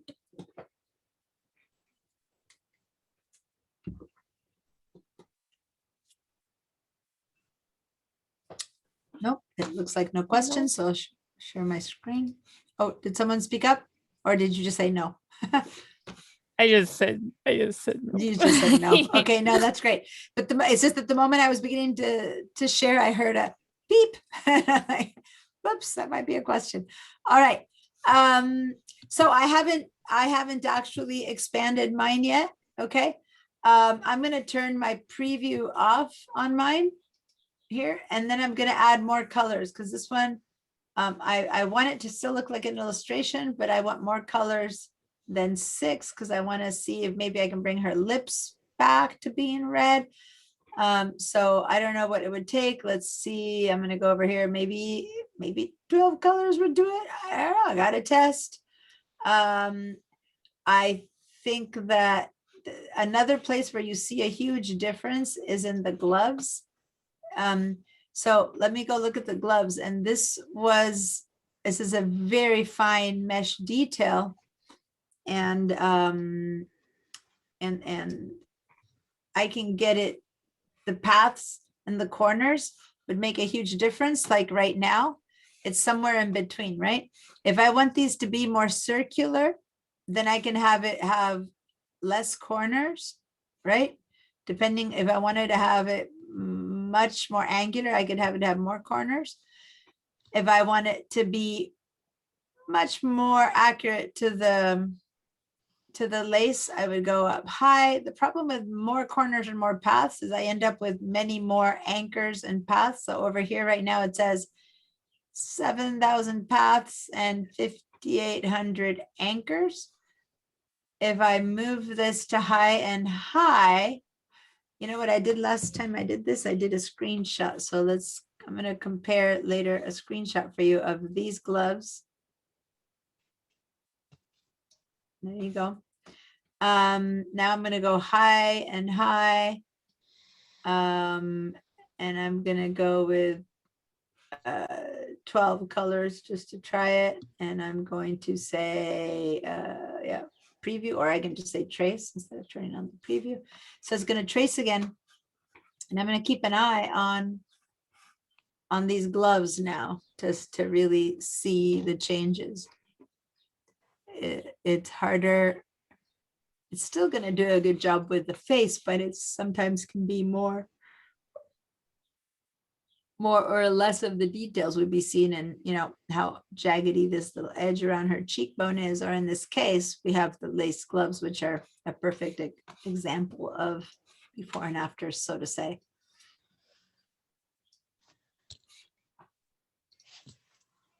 It's taking its little time, but it'll get there.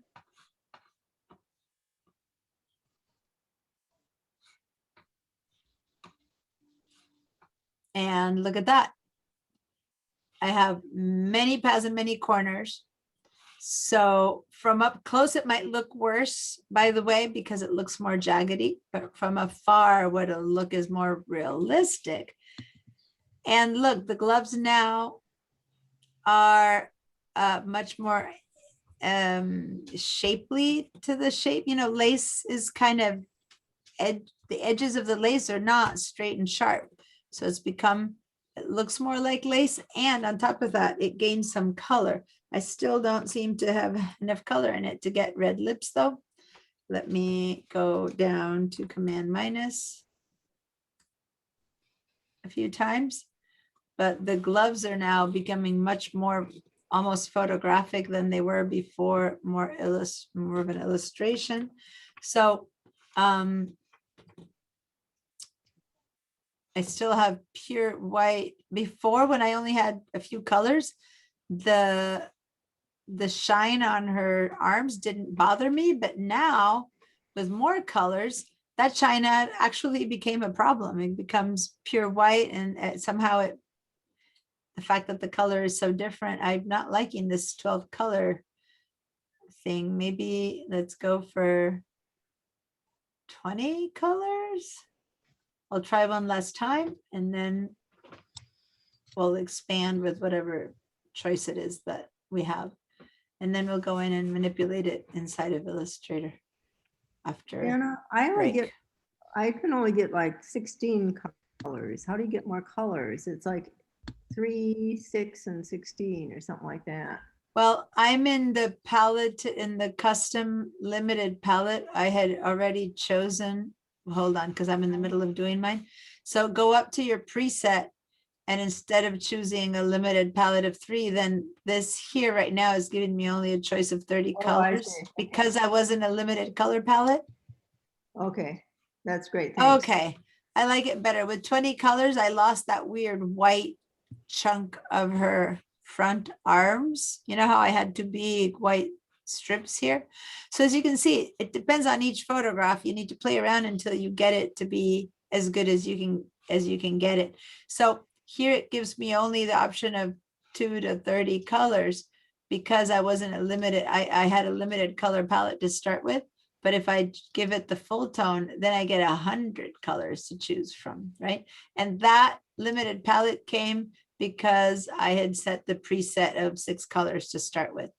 But if I start with a high fidelity photo, then I have a total of 100 colors that I can choose from. Oh, it went back to, let me stop. I was showing you the high fidelity and it was starting to do it. So yeah, by limiting it here, so you get to a place when it's where it can look like an illustration, but more realistic. You put a certain amount of colors, it might become like this, instead of looking at an illustration, it might start looking like a bad photo. So you have to find that good place in between where you're really trying to make it look like an illustration versus where you're trying to make it look like a bad photo. So everyone, choose your final choice, and then we're going to expand. This one, I was moving things around, so I'm not sure what my final choice was. It looks like I went with 34 colors. Okay. And 50-50 on passing corners. Very little noise. I was just showing you something, and that's when it started. It ran its preview because I had the preview and it ran the trace. So I'm going to go with whatever this scan gives us as my final choice. Oh, wow. I guess I found the red lips that I was wondering when I got red lips again. Somewhere between 22 colors and 34 colors, there's enough colors to get red lips. But she's still looking like an illustration. There's no way to assume or think at this point that she's that it's a photograph. So I'm going to leave it there. And now I'm going to expand again. So over here, I'm going to hit the expand, convert tracing object into paths. Okay. So if we have this big X over it, or when we click on it, we have the X over it, it's still not expanded. Hit expand.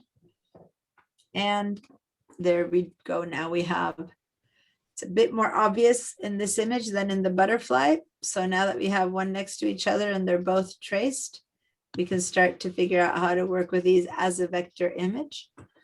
But first, let's take a break. Unless you have any questions, as long as you expanded both,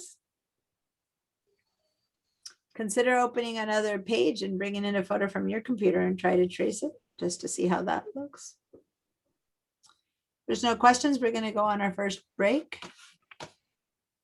Well, I always say first as if I gave you tons of breaks. Yes. When I hit expand, I got blue lines all over her. And like that. And that's right. And that okay. We're going to work with that when we come back.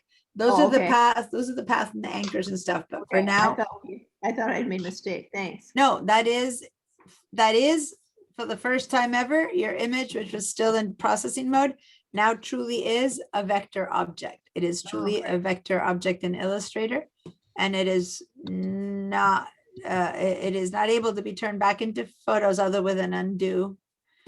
And then we will work on that when we come back from break. Okay. So Great. it's 10:46, which means we have 15 minutes until 11:01 to be precise. Okay, for break. So break until, I'm writing in the chat. I used to say it and then people would forget. So now I'm trying to always remember to write it in the chat so people can keep checking in to see if it's time to be back. All right, see you guys in a little. Walk around, wake up.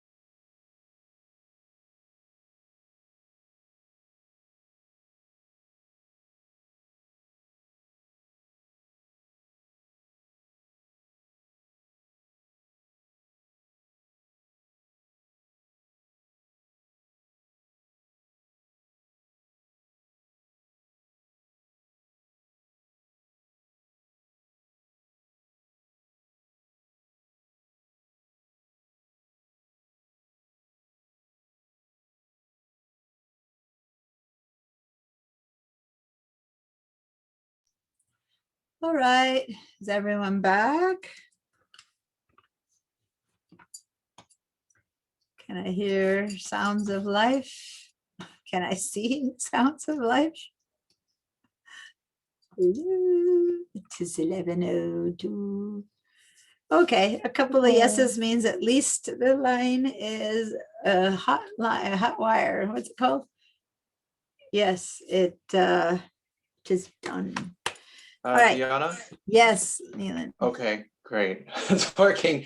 My Illustrator keeps on saying the file is too big, so it wants me to rasterize. If I do that, will it affect the resolution of the thing when I do image trace? Yes, actually, that's a great point. If you're trying to do, high fidelity photo, then you need to say ignore, keep going. And because basically it's trying to tell you, hey, if you reduce the resolution of this image, then this whole thing will go much faster, right? But in the end, how worth it is that? Because then you're basically tracing a lower resolution image, right? So it's not like usually you take hours tracing an image. Once you begin to know this, after a few settings, you do it once or twice and it's enough. So unless you're okay with it being real resolution because you're wanting to have it be something that looks, you're sketching in this napkin thing and you end up wanting a logo with smooth edges and you don't need all that resolution, then yeah, go ahead and reduce the resolution. But if you want a high resolution, high fidelity image to look like this woman, like a real photo, then you want to keep it at high resolution. Gotcha, because once you do the restoration, then it's destructive. It can't be undone. Gotcha. Yeah. Okay. Well, no, it won't affect the original image. Don't worry about that. Because Okay. it lets you do it inside of Illustrator. Mhm. But no, actually it does ask you to go and do it. Huh. You know what? You're right. It probably, I'm drawing a blank now whether you can do it inside of Illustrator and have it like unlinked from the original, or does it want you to go and reduce the size of the original? If it does, then you have to go and do a dupe of your original, reduce the resolution and bring it in again. But as long as it lets you do it inside of Illustrator, like but not to the original, but it's not true because when you have it set up that way, it's still a linked image. So you know what? I don't know the answer to that one. I do know that you have to duplicate it outside and make it smaller, but I don't know if there's an option to do it inside of Illustrator without it affecting the original. I don't know that. Okay, just curious. Thank you. See, and here's the reason why, because usually, and for everyone else to know, before I bring an image into Illustrator, I'll know what I want to do with it, right? So I'll know that if what I want is a high resolution image, I just bring the high resolution one in. And if I know that what I want is to create an icon out of this image, then I'll know I don't care about resolution and I would have made a duplicate already. So I guess I don't know the answer inside of Illustrator because of how I know how to use the programs with my foreknowledge, I know to prepare my image before I bring it in. So I have never really tested if I bring in a big one that has to be small, what happens inside of Illustrator. So there you go. That's the roundabout answer to, yeah, prepare your image outside. It's just when you don't know that yet, but you do by this time know that because I know all the classes we've taken. So I know that you know how to do that. So you should be fine preparing them outside. All right. So I had a very busy break. Instead of taking a break, 3 things happened in my house that I had to handle. So I brought some more coffee that needed to be poured into my body. Have you guys noticed that I have like constant morning voice now? It used to be, it embarrassed me because it started like a couple of months ago that I kind of think that whenever I start the class, people think I just woke up because my voice sounded like morning voice. But my voice has been this way now for months. I think this whole Zooming has ruined my voice, and because I'm always hoarse now. I have morning voice all day long now. And I finally went to a specialist yesterday, and they put a probe down, horrible, not good, to see if there was anything there. It's like, no, you're just using your voice too much. So I gotta go back to impression so I can walk behind you and see what you're doing instead of having to. I lecture and then I help people while people are doing stuff by talking, right? So I'm talking today all morning and all afternoon, and by the end of the day I've got this like whisper thin of a voice. But the good news is nothing's wrong. It's just that I'm using my voice too much. So Just a heads up, I used to coach soccer many years ago, and after a full couple of seasons, I at some point lost my voice. Then I had the hoarse voice for weeks and weeks, and ever since then my voice is now a couple of registers lower than it used to be before that. Okay. So you may end up with a lower register for a while or forever. I did say a couple of years ago, I had some kind of a cold or something, and I worked through it, you know, how we used to when we would still go in because we have a class to teach. And I talked myself hoarse to the point that I lost my voice for 2 or 3 days. Students were giving me lozenges and I couldn't go for 2 days. And ever since I used to be soprano singing in a choir. I'm not a soprano anymore. So that is gone from a couple of years ago. Yep, lost my voice. And so yeah, what you're saying is true. My voice register has lowered. But now it looks like I might be eternally morning voiced or whatever, which is, I hope it goes away. Not that I don't mind the crackle. I just like to sing. Anyway, so but anyway, the whole point is that the doctor said to keep like warm tea or something hot next to me. That was why I'm saying all this, that I went to get some tea, and instead ended up with a coffee, which she said is dehydrating and is the opposite. So there you go. I'll find a way to get some tea in between this class and the next class so that I can keep my voice warmed up with something non-dehydrating. All right. So so we have these 2 images. Did anyone go ahead and take my challenge and bring in a different photo of yours in over break and try to do a image trace of a photo of your own? You did, Kathleen? Oh, can't hear you. It's actually a line drawing I brought in. Cool. How did it came in pretty well. I can share my screen with you. Yeah, go ahead You and can do see that. it. This is nothing Okay. better than real life, I think, of things you really need or want. And I have to tell you, it's a lifted, non-paid for piece of art. As long as it's in an educational setting, that's okay. Yes, okay. So here it is. This is what Okay, cool. I wanted to work with. And yeah, there you go. So was it when you're saying it was, if it was already existing, are you sure it wasn't already vector, or what kind of file was it that you brought? It was a JPEG. Okay, all right. Came off the web that way. Okay, because you do know, and now thanks for bringing this up, because I don't know that you know, but you can go online and get not only free images, copyright free, ready to use, but a lot of vector files, free and ready to use, which you can then modify with all the different modification techniques I'm teaching you to look and be whatever you want it to be, without breaking any kind of, copyright laws. Okay. So say that you want an image similar to that, be it the horses or be it the mane or whatever it is that you're interested in, go ahead and do a search. There's, I have a whole handout of sites for free stuff. Which That if would you be send me an great. email That would be remind me, helpful. I can send it to you. But Please, can you otherwise, send it to all of us, please? yeah. I use So a lot of clip art. somebody send me an image, send me an email as a reminder, and then over the weekend I'll look for that handout. There are great sites with great stuff, way beyond what we would call clip art. True illustrators who offer some of their work for free. Hopefully you then keep purchasing or something. And some of them give you rights to modify it, some don't, but there's all these rights issues.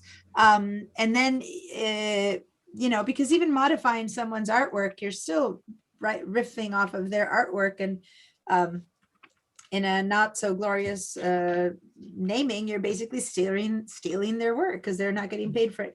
So so it's better to start with something and modify something that you have the rights to modify, right?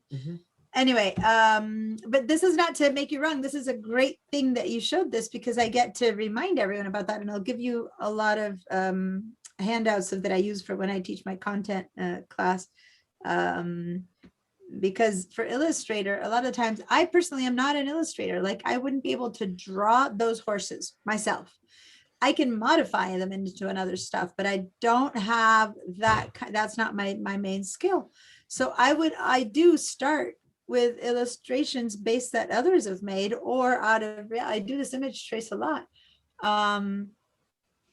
Where I start with something and then I modify it into what I want, right? So I'll trace something, I'll sketch something, a photo, and then I'll create the letterbox icon, because I've scanned in a letterbox image, trace it, and then simplified it to outlines, you know what I mean? And then that brings me that shape, versus someone, my son, can just pick up and go, and he's done it. Some people have that skill, some people don't. I don't. My sister, the rest of my family is that way. The rest of my family can just like draw anything under the world. I can use photography. I just dropped my water bottle, but I can't use the pencil as well. But I use the skills I have in Illustrator to do the same thing that they do. All right, the same, similar. All right. One thing, I work a lot in collage, and I've used Photoshop to separate, but I like the Illustrator much better, dividing it into vectors. And you know what? You can also bring the vector files later back into Photoshop if what you're accomplishing is a collage. You know, you've told me a bit about these things you do, but I've never seen it. I'm curious to see what it is that you do. So send me a sample now and then, okay? Well, you hint at it, and so I just want to see what you're up to.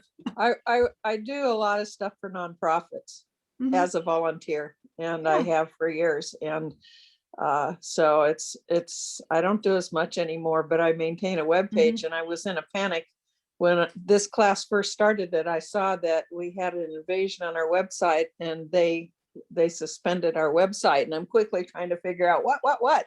So I'm a little distracted right now. Someone else is checking into it, because I've got class until 4. I'll never be able to track this down. Yeah. Okay. But anyway. All right. Well, your hand, Kathleen, is from before, or is it a new hand?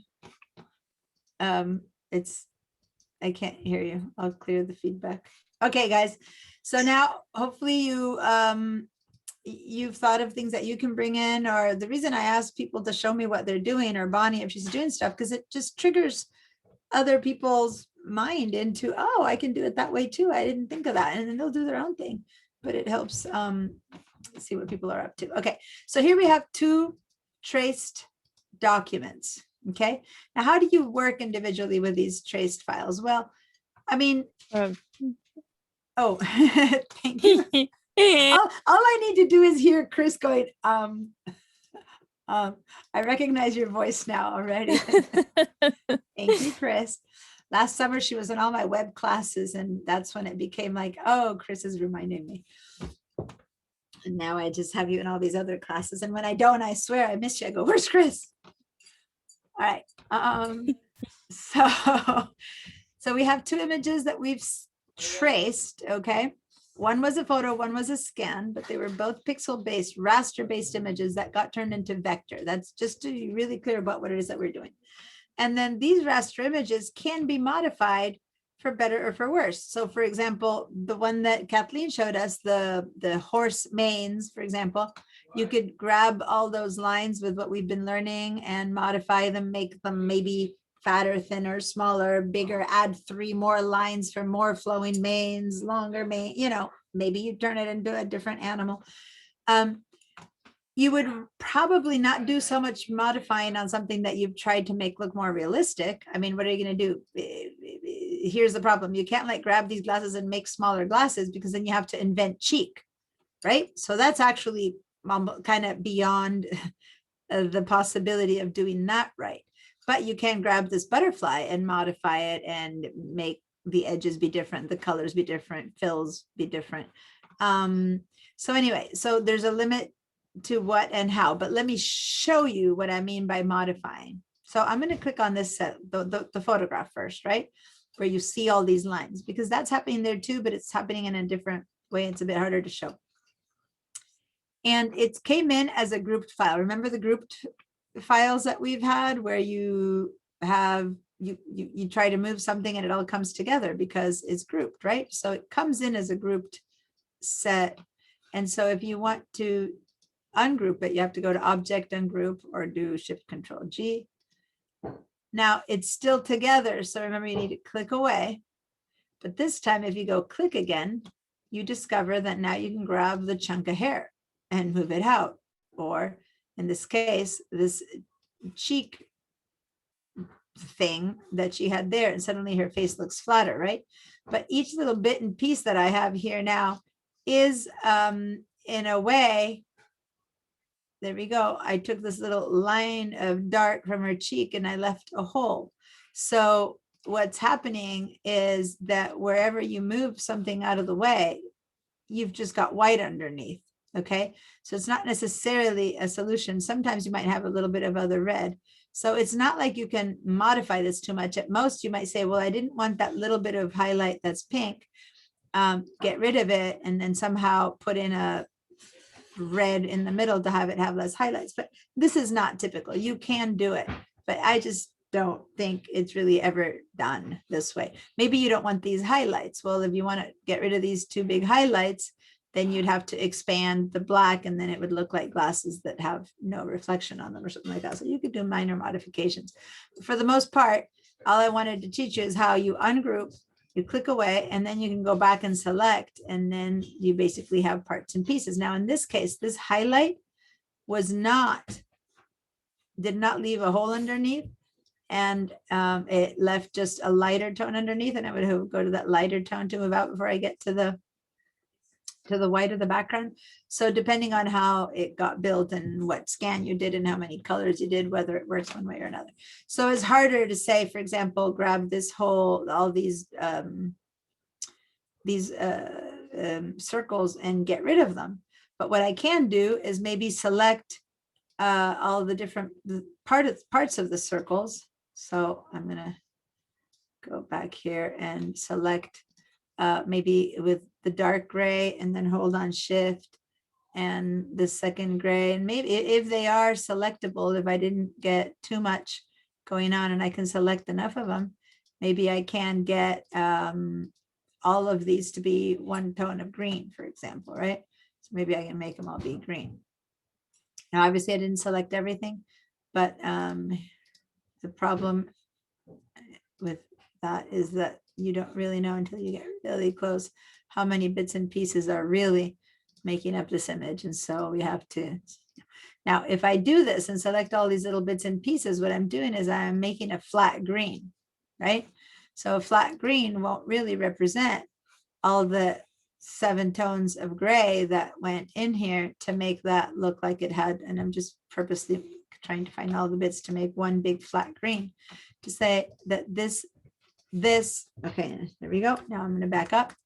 This is not necessarily a solution because see, now that looks like it doesn't fit because yes, it's green, but it doesn't continue with the shades and the shapes. That's why I had like 4 different grays in there to make that be a shapely dot, right? So now I'm going to undo, I'm going to Command Z all the way until this is all one piece again. So I'm going to do Command Z, Z, Control, or Command Z, Z, Z, Z, Z, Z, putting all my pieces back until I get my hair back. There we go. So now it's all one piece again. And if I want to recolor her, then what we need to do is use the recolor art. So everyone, if you've been playing around with her a bunch, can you go ahead and do Command or Control Z until she looks normal again? Now, if you go Command Z one time too many, I'm going to go ahead and do one time too many. So you see what I mean is you might end up again with the X. There you go. I just went one time too many and I am undoing the expansion. Okay, so by undoing the expansion, I'm back to not, it says I'm back to not having, so I'm going to stop that because I do want to expand. I'm back to having, see, there we go. I'm back to not having a vector file. Got it? So be careful with your undo, undo, undo, undo. If you end up back with this, then go ahead and expand it one more time. Okay. Just All right, I have because. a quick question. Yes. It's not really related. So when and I'm probably going to need to share my screen, I think, to get this done properly. Okay. Okay. But which means I need to move over. So stop my share. The butterfly and the photo of the woman seem to be linked. I don't know if I placed the woman maybe into the other one or something, but when I click on, I can't seem to. When I click on the woman, I get a box around both. Okay, go ahead and share your screen because I would have to see how to fix that. Meanwhile, mine is that one. There we go. So undo the changes and get yourself back to the place. Okay, so yeah, so click outside, click away. Yeah. Like on the neutral, and now click on her again, and let's see. So when I click on her, I get both. If I click out and I try to click on just the butterfly. Yeah, so it does look like you have them. And when I try to ungroup it, ungroups everything. So that doesn't help. All right. So give me, go ahead and go to the layers for a second so I can see there. Otherwise, you might just have to go undo a bit. So go now. You have one group there. Oh yeah, you made two groups out of one. See, but the individual group is there. So go. Okay, wait. So grab. Right underneath that layer is the group of the woman. Drag her up one level. So you've moved her out of the group. There you go. Yes. So now you have two separate groups. So some things are hard to fix. Some things are easy to fix. So you guys see, she had inserted her woman inside of her butterfly. Now by just using the layers, she was able to separate her two. So now go click on the woman and she's on her own. See? Her on her own, and the butterfly is on her own. Just because so I don't know how she got it in there. But my guess is maybe when I did place that I started tracing the edge of when I placed it, I must have placed it inside of, because that's the only, I didn't click group or anything at any point. That's my guess. So that goes to show you how you can, since they were still objects, I could see that individually they were still grouped inside of one group. All she had is a group of both groups. So ungroup that group, which in this case, just dragging it out and the levels accomplish that. So cool. So you could technically also create a group that way as well. Oh yeah. One piece. If I wanted to take, I don't know, a piece of her lips, maybe I could take all those pieces and group them just with the butterfly. Yeah. I could just have gone in and selected only the dots on her dress and made a group of dots, for example, right? So yeah, totally. Very cool. Okay, thanks. Right. So yeah, you're welcome. Yeah, I always questions that are from something I would have never have explained always tend to help everyone. I like that. All right. So now I'm sharing again, Chris. Yay! I remembered without you. And so now I have my my traced woman without any of the moved up bits and pieces. And now what I'm going to do is I want to recolor this artwork. So does everyone have the woman, the traced woman in their hands? Okay. So I want different colors for her. And there's many different ways to do it. One of the ways to do it, let me head over to, let me see if I can see it in the, I'm trying to see which is the easiest way to find the recolor icon, or if I need to go up to the top. Because one of these has an icon. I never remember where the icons are in this case. Yeah. So I'm gonna go up to object.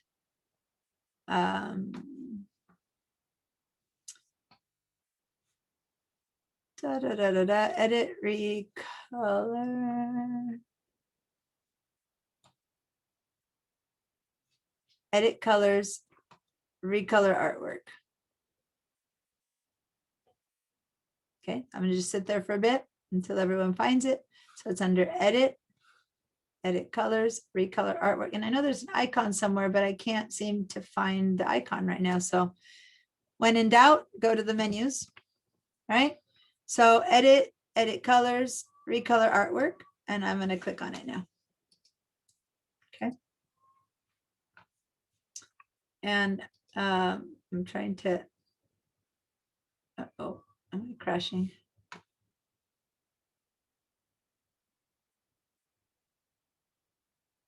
Well, let's see what my computer decides to do. There it is. It came up. Okay. So I have a question. Is the artwork grouped or ungrouped? Right now it's grouped. Okay. See, the thing about this is that it's very hard to ungroup it because as soon as you ungroup it and you move something, you're destroying the image, right? So yeah, this is definitely an ungrouped image at this point, or it would be a disaster. But you know that in that if you select with the regular selection tool and you move it, it all moves together, then you know that it's grouped, right? If for no other reason you need to check. Or if you go to object, if the only option that's black is the ungroup, that means that it's grouped or vice versa, right? So yeah, you want it to be grouped. Okay, so back to edit colors and recolor artwork, which I already brought up, and now it docked itself somewhere because I turned it off, so it's not coming in. Come on.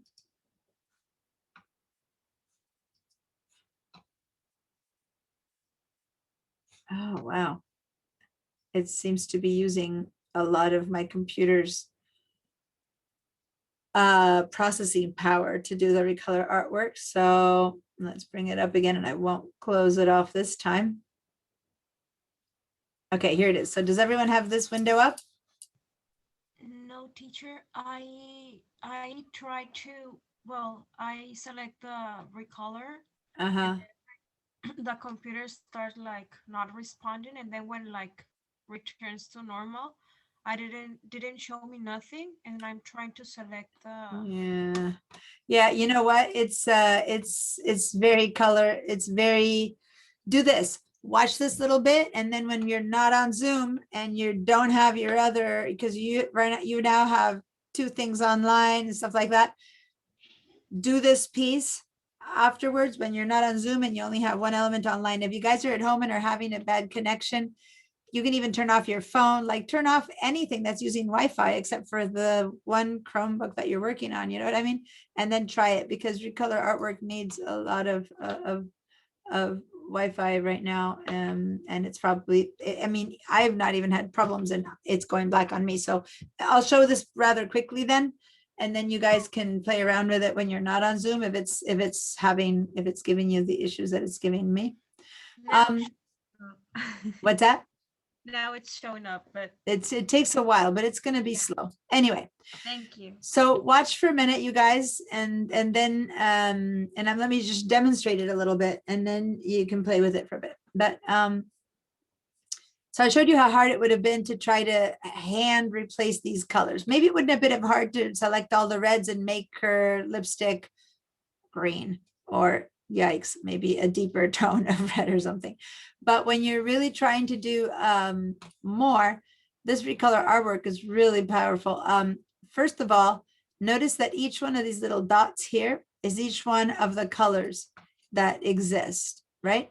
And look what's going to happen if I just grab one of them, and this is the part that I'm not sure if it's going to work. It's so slow. There we go. I just managed to move them all to a different area.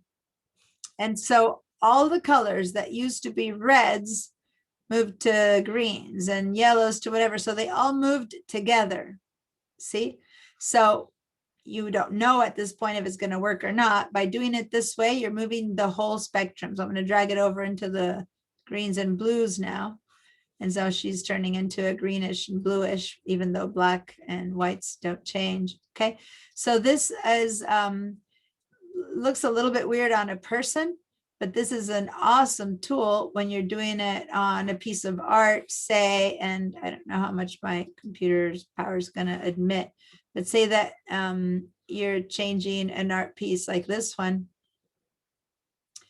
and you just flip around and each one gets its own color, right? Or the example I used last class, which is really cool, is this one where all the colors really change. But I don't want to open new stuff given how hard things are already. So I'm going to just go straight back here. Imagine if this wasn't a person, This is a pretty cool tool, but it right now it's being used to change everything at the same time, right? So I'm going to try to go back somewhere to ish this area where it started. So it looks a bit more realistic. And I think it was a bit more over here. I could do undo, but it's okay. I just wanted to show you. Can you That's put that's reset, just go back to where it was? yeah. I could hit reset right there and have it go back to where it was, but it isn't near enough. Now, what I can do is I can actually choose, say that all I was trying to do is change the lip color, right? Or yeah, so let's go for the lip color. So I'm going to click and see how I'm actually, I click 3 times. When you click too many times, you can choose a color over here, but that wasn't necessarily my intention because I could now choose a different color like from here, but I'm going to cancel because I didn't want that. I just want to move this one separately from the rest. So I need to hold that. Oh God, it's so slow. It's not doing it.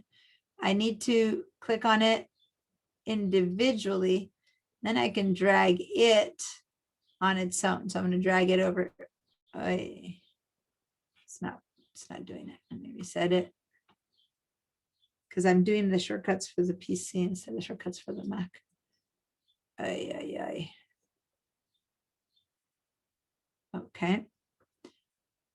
So now I'm going to drag it. I'm holding down. Okay, and do that again. Trying to move the colors individually. You guys, maybe your computer, if you're not showing Zoom, and it might be faster for you. Let me reset it one more time. What you can do is unlink them. I was trying to move one only, but it looks like I'm not going to be able to do that because it's doing so much at the same time. So what I can just do is unlink them and move them all unlinked. I wanted to keep most linked except for one, but it's going crazy. So I'm going to hit the link here. Okay.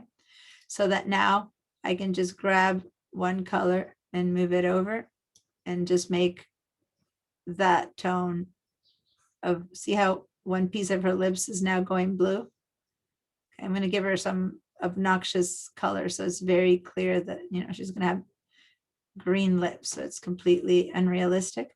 Now I'm going to grab the rest of those reds that went into making her lips over there, and I'm going to keep dragging it over. So this is a way to do, to pick things.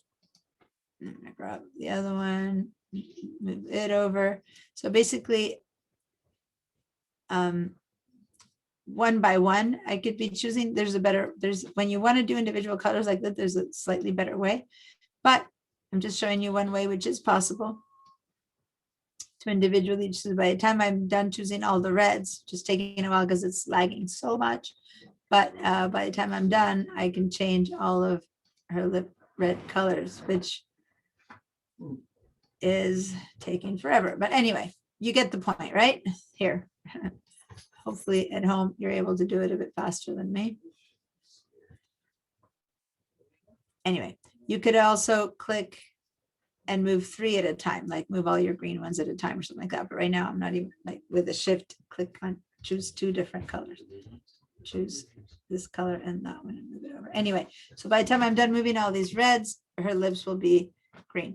Now, what didn't happen is that I didn't move them in a way that makes sense, as in that the lightest one is a light green, the darkest one is a dark green. I was just kind of willy-nilly moving things over. Here I have 3 more of these colors left. And I don't want to move that brown one. Anyway, so that's another way to choose individual colors for something as pinpointed as this. It would work. Or I'm going to reset.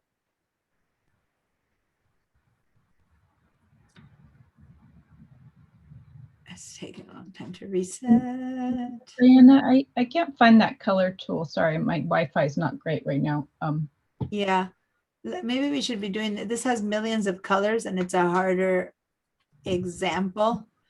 Maybe we shouldn't be trying to change on Wi-Fi and Zoom so many colors. I think we're better off opening, you know what, maybe we are better off opening a file with few colors because for better or for worse, because at least I did a high color, high fidelity, or no, this is not a, this is like 30 colors. It's just having, how many colors this is? This ended up having like 120 colors.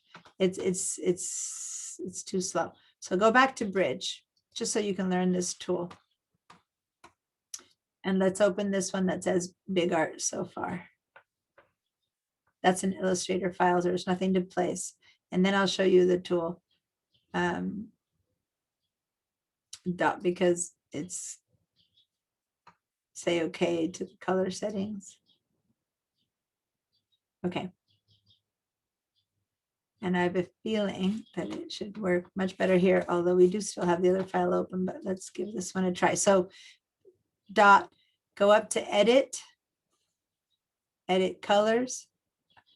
Oh, I need to have the art selected. I'm sorry. So do a Command A so that every single thing, Command A, or I believe, how would you do the Command A if you didn't have here? Select all, Command or Control A, or select all, selects every single thing. And now we can go to edit colors, recolor artwork. Are you finding it now, Dot? Was it you, Dot, who said you couldn't find it, or am I wrong? Sorry. It was Nanette. Oh, it and was I'm- Nanette. I'm sorry. Yeah. That's why I kept saying Dot, and Dot's looking at me like, what? Yeah, So I'm with you. you're there now? Yes, thank Okay. you. You're welcome. Try to recognize it. Okay, so this is a bit more sensible. See how there's only a few colors to move around versus the other one. It had so many, so it's easier for us to see. Okay, so I can kind of spin the wheel, right, by moving one over, and then everything moves over, right? See how much easier it is to show what I was trying to say here, where it makes sense.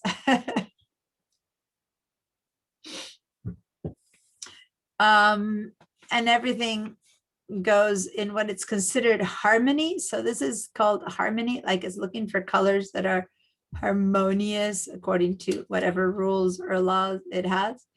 And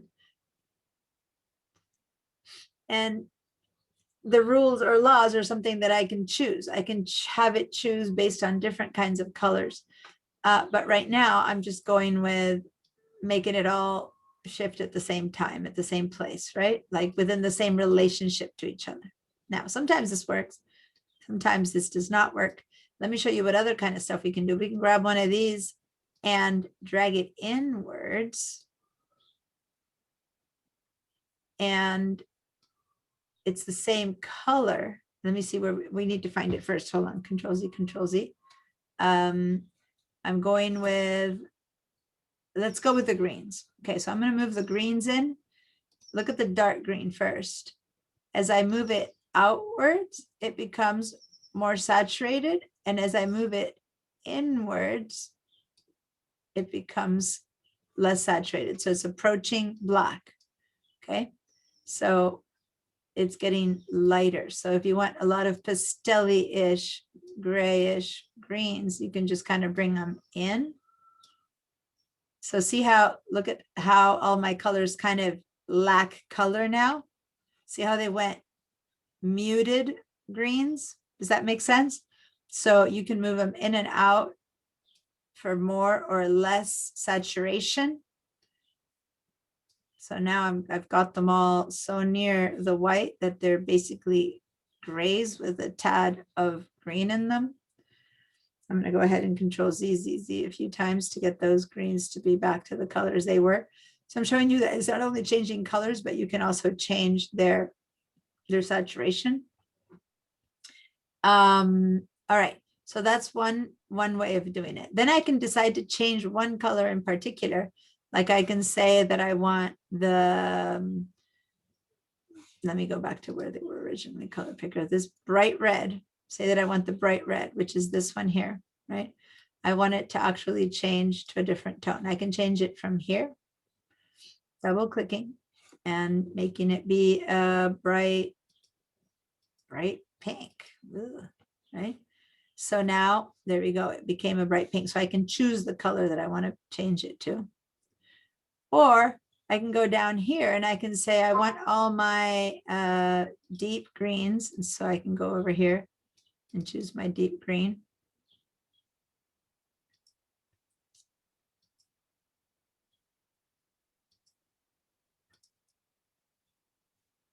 and I can change it, the whole palette, to being much darker, much lighter, even lighter, or really bright. Okay, so this changes the saturation. So before I showed you how to put, not saturation, a brightness, I'm sorry. Saturation is up and down, and this is brightness. Less light means a darker, more light means brighter, but it's still the same color versus when I moved these colors in to the circle, I was changing them to have less color, to become either black or white. At near the circle is nearer to black and white, versus brighter or darker over here is just intensity, like, whoa, neon colors and darker colors. Okay. Now, these are just the basic set of changes I can make. I'm going to go reset, so we all start with the same thing again. So everyone, let's go back to reset. And then what you can also do is, I'll go to the advanced options in a minute, but even without advanced options, you can just go over here and choose a color library that you don't want to be guessing what colors you want. You're going to go over here and say, I want to change all these colors to tones that are, I'm going to go back art history and middle-aged tones. Click on middle-aged. And so this is a set of colors that are considered middle-aged colors. So we used this library once already, didn't we, at the beginning? Didn't we use library yet in this class? No. Okay. Amanya, I see you have your hand up. Is it a new hand or is it from before? No, that was from way before. Sorry. Okay, great. No, that's okay. I just happened to look over at the faces because I'm not focusing on the faces right now, and I hadn't noticed it. Yes, This is Dot, and I just have on the colors, I can't get to the custom at all. When I go to edit colors, the only thing I can get is recolor with preset. If you had the art selected first, you would get recolor artwork. So you first have to select all the work. So I had you do Command or Control A or go to select all. Yeah, that's right. I remember all. You always have to select. So now that it's selected, it came up. Okay, cool. Yeah, it did. Thanks. Oh, I think I lost mine. You lose the selection and you lose the edit. So where's my edit colors? There we go. Recolor artwork. So I'm going to move it over here so it's off the work. So basically now I'm starting at 0 because that's what it considers reset, because let me actually click away and do undo. So I'm back at the original colors so that when I show you the stuff, you'll have an original. There goes my voice. An original starting place. Okay. So you can choose to color things based on original, they've made sets of colors here that like that mean certain things, skin tones. We go to skin tones. And so these are skin tones, and I've colored this in tones. It's like pre-selected light colors libraries that someone decided this is means skin tones, or this means corporate. My goodness, what's corporate? Okay, those are corporate colors. Okay, some are more sensible than others. What would prehistoric colors look like? Probably earth tony, right? Anyway, so that you see, and then you can still change them from in there, but see how much more limited our palette is, because we're choosing based on a limited palette of colors. I might want to make this one be over there, but it's not going to give us every color that we want unless we double click. You always have the choice to double click and open a set of colors from here. I'm going to cancel that. Now, let's reset one more time. And then the color theme picker is cool, but we don't, let me see if we can choose. I don't know if we can choose it from something that's not open. I'm going to click the color theme picker and let me see if I can choose a color theme from this photo. No, it went off. I didn't know if it translated into another photo. We don't have another piece of art here. So watch, I'm going to bring in another piece of art. I'm going to bring in this photo. So you don't have this photo, right? Oh, it's not inside of VM view. So I'm stuck with only the photos that we have here because I'm on BDI. So I can't bring photos from my desktop. So let me go and place, give me a second. I'm going to go into the photo folder for my Photoshop class where I have many other photos. Give me one sec. Some of you have it, but I'm just basically bringing a photo in that has many colors, right? So over here, I don't see the colors, but I believe the straighten the flower table. This has a ton of colors. I know that. Oh, it's a PSD. I don't know if that'll work. Here, this one has many colors.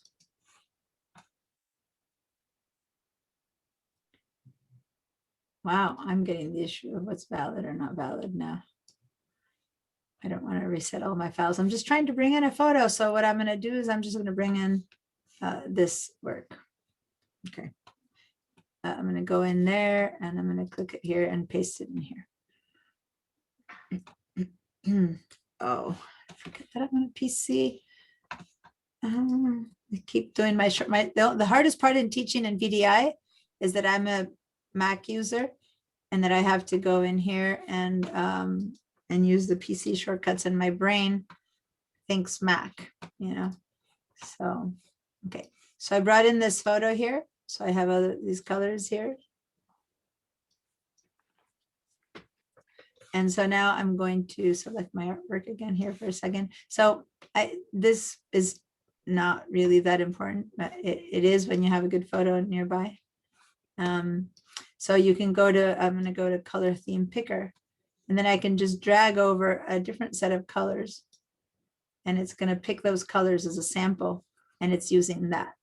See? So if I had had a ocean picture or something else in here, then it would bring in colors that are, so I'm now just went around her mouth. That's all I'm using. So it's pink and red because it's the mouth and the cheeks that I'm choosing. Or I'm going to go here and drag it across her dress. So it's only bringing in the colors of her dress, which are basically gray and dark gray. I didn't cross it across white. That is really cool. It's very, very powerful. So that's what I wanted to show it to you, but I don't have enough. I don't know why it's not letting me bring in. Let me see if it lets me drag in from here. Deanna, how do I close this window so I can get around my screen? It takes the color picker, not the color picker window, but the recolor art. How do you close it? It doesn't give you an X. Just deselect your art. Oh. Mm-hmm. Oh, let me go in and try to open a different photo. Right. Yeah, so let me see if it lets me bring in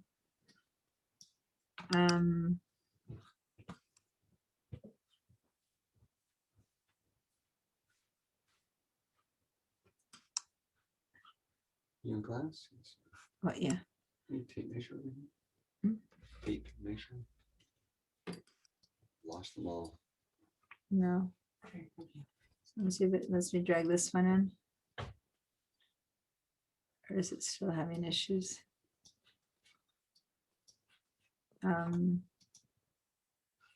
Could not, yeah, for some reason it's not letting me bring in other images right now, which is driving me crazy. But anyway, you got the bit of the feeling for that here, right? I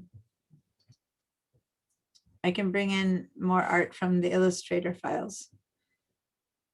From the Adobe Bridge, I can open. I don't have that many colorful things here. Oh, here we go. This one has photos. So I'm gonna the bottommost example, which is understanding layers, which is this one here. Okay, I'll select all this art and copy it and bring it into Big Art so far, just to show you this one more with one more example. So here's where it came in. All right.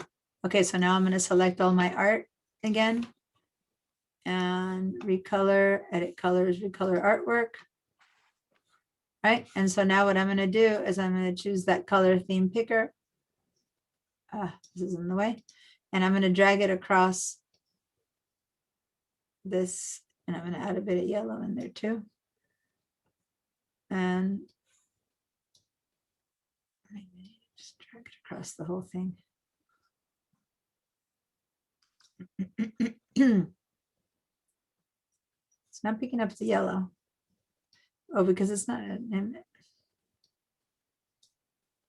I'm doing my best, but it's only picking up these two colors, I think, because that's like, it's inside of all these different layers. It's a complicated image. It's not just the photo. But anyway, just bring out the photo.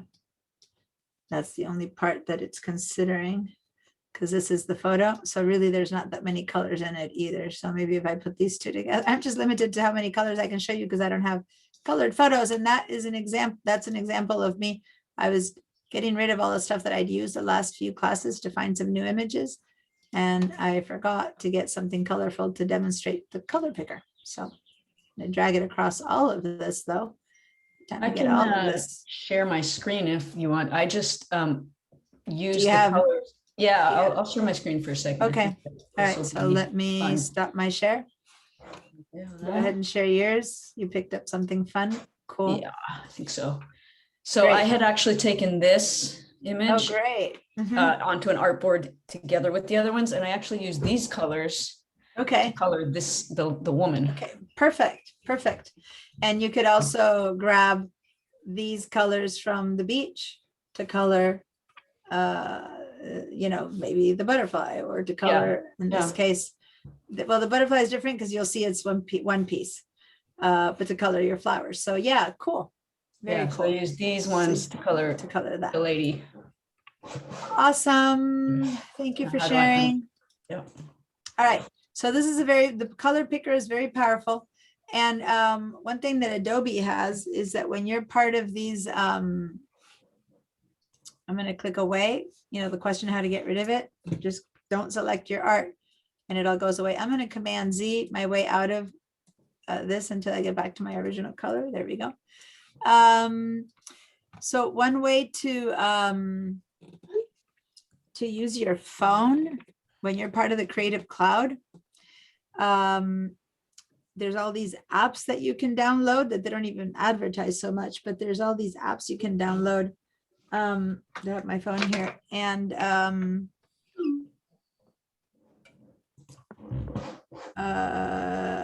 trying to see if it's connect. Yeah, I have it here. So let me connect my phone with you guys for a second and share my phone screen. Is it connected? Yes. So I'm going to share my phone screen.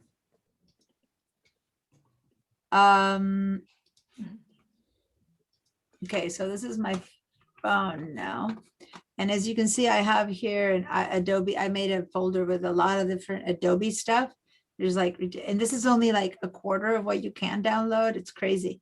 But one that's really cool is this Adobe Capture, because you click on this Adobe Capture.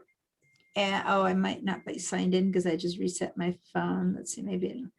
And you kind of walk around taking, you know, you're on a walking around town and you see this. It's there it is. And, okay, so here I have. Oh, well, here I have the school catalog, for example, which isn't the perfect example, but it just reset everything, and I have to. Sit in my account, but if you sign, okay, let me stop my share because I don't necessarily want to share myself signing in. So sorry about that. It's just that this is so cool that I want to show you guys. So let me put in my whole sign in. I just updated my phone and I haven't really signed into everything yet. And oh, typed that in wrong. Give me a second.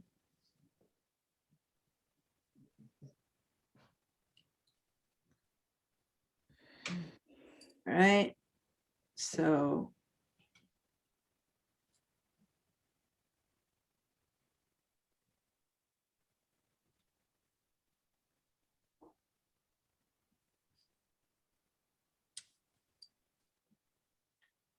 ugh.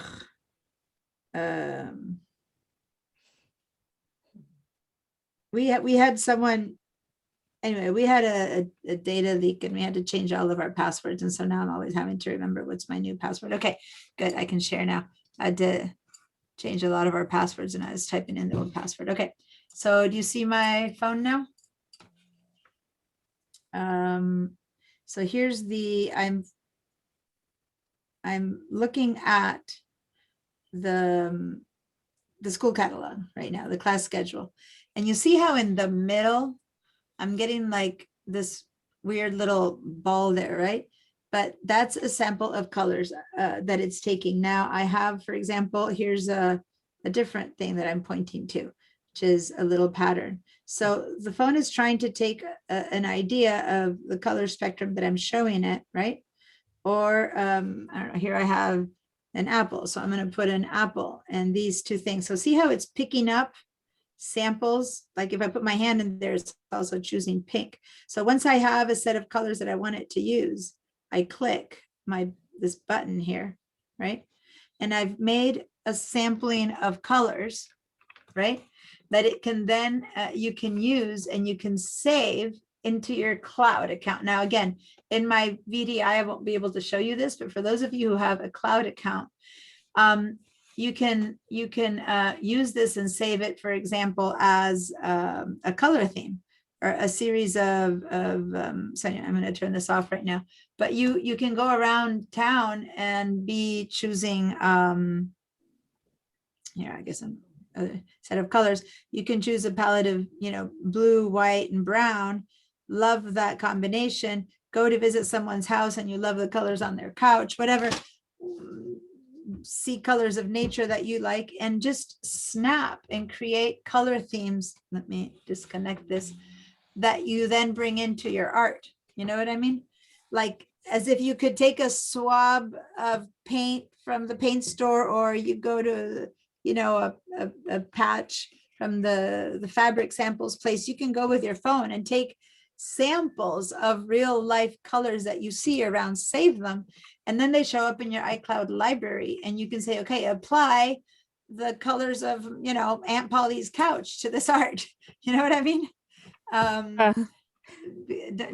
When you find something that's an inspiring combination or a beautiful view. So anyway, that's one of the many apps that you can have there.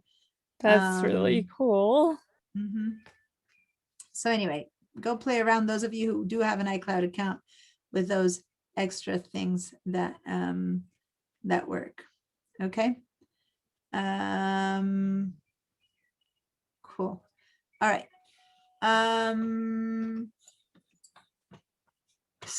Last thing about recoloring artwork. I want to show you a few more things, but let me show you a bit more about recolor artwork because it's so powerful. I'm gonna open this one here and let's head down to this advanced options. Advanced recolor options. You'll find this. Would you share your screen, please? Oh, sorry. Chris, you're down on your job. Someone's having to do your job for you. Thank you for being a good sub there, Kathleen. Taking over the duties. No, that's awesome. Thank you guys for both, all you being aware. The thing I hate most, and you can see how empathetic students are, where sometimes it's been 10 minutes and no one told me, I haven't been sharing. Fortunately, it doesn't happen much, but now and then in my credit classes, it can tend to happen. All right, so back to edit colors and recolor artwork. All right. So what I was saying is that we can go down here to advanced options. And then you get this window. This is the window that's been around forever. The other new, more like things that you can do all in one is a newer, right? But when you go into this one, it's an easier way when you don't want to recolor everything, when you just want to do individual colors, then this one is only pointing out all the colors you have. It says current colors 12, which is why it would be easier to do this, right? So I'm going to try to change the orange now, right? I'm going to go to the orange, which is this one here. And I can choose a new color. I can use, again, all of the different color themes available. I'm going to, this is the original color, right?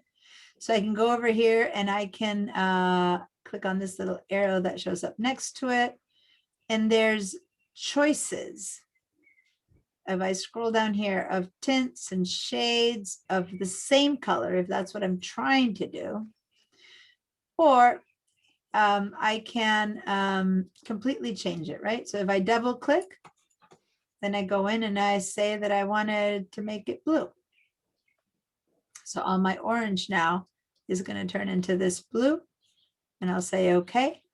And now my orange turned into that blue, right? So I had to double click it to be able to get a new color that I chose. So now I'm going to choose, I don't know, bright pink, something like that. You can see I'm changing it.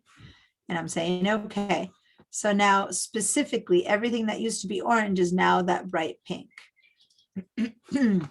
I'm going to click on it again and make it be some teal-ish tone.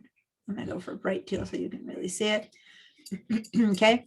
So you can go in and individually choose based on your point of view and not based on other decisions. Or you can go up here and there's all these different rules. Okay, so this is how you would go in and change everything, right? So you just need to change one thing or another. But what if you want to use color rules that you can see working here that Illustrator has? So you can have, based on the set of colors that you're starting with, you can do complementary color. So you choose a color to change, right? So maybe let's go with, let me reset. So you can choose to start changing your reds. You can choose start changing your greens, to start changing like whatever you click here, like your deep red. So I'm going to change again the orange. So I'm going to the second one. And I want to choose colors that are monochromatic based on that orange, or complementary to that one, or a split complementary. So there's all these different rules, right? So maybe high contrast. Let me go with high contrast. So I chose high contrast. Boom, everything changed based on high contrast to that orange. And yeah, these colors definitely don't seem to be very harmonious, but that was my choice. I chose something that wasn't necessarily harmony. I'm going to command, I'm going to go back, and instead I'm going to go to the one that at the top, that the choice was monochromatic or analogous. So I just went with analogous. So now it's more of a, not monotone, but a much more similar set of colors to it. And so on and so forth. You have rules. So here's compound colors. All right. So you can have Illustrator help you find a set of colors that work, or you can choose your own. Okay. So here I'm going to go with like high contrast 3. So there's so many different rules you can use. So libraries, you can use, so over here, you can move your own with different tints, you know, and stuff like that. So there's just, by the time you're done playing with this, you guys have weeks of trying to make this fun. Or, so this was the assigned colors, or you go back to the edit, where in a way it's the same as that wheel that we had before, and you can move them around, or you can move one, you know, individually. I double clicked. When you double click, that thing comes up, and then you can just move them up and down and change whatever. Now there's a shortcut that I'm not able to find on the VDI to move one of these on their own. These all want to move together, but there's one shortcut. Try it, you guys that are not on VDI. It's there. No, I'm not finding a way right now. I guess I'm gonna have to unlink it. There's a way to move just one without unlinking them, but I couldn't find it. So anyway, so then this allows you to just move around things until you see what you like. Okay, the blues are out of the place. I'm gonna move into the red. All right. So I think I've shown you like 85 ways to use all of this. And hopefully one of those will be the one that works for your needs. Okay. So yeah, you can have segmented color. You can turn this into whatever method that works best for your art and whatever works best for your life. It's very, very open to changes. So I'm going to go with blues and greens right now for this whole artwork. Blues, greens, and purples. Right. And I'm going to say, okay. And be done. All right. I want to go back to finish the tracing conversation. I just got stuck in that over here in the tracing. I couldn't show you well what was happening because there were so many colors to this one and the computer was getting stuck.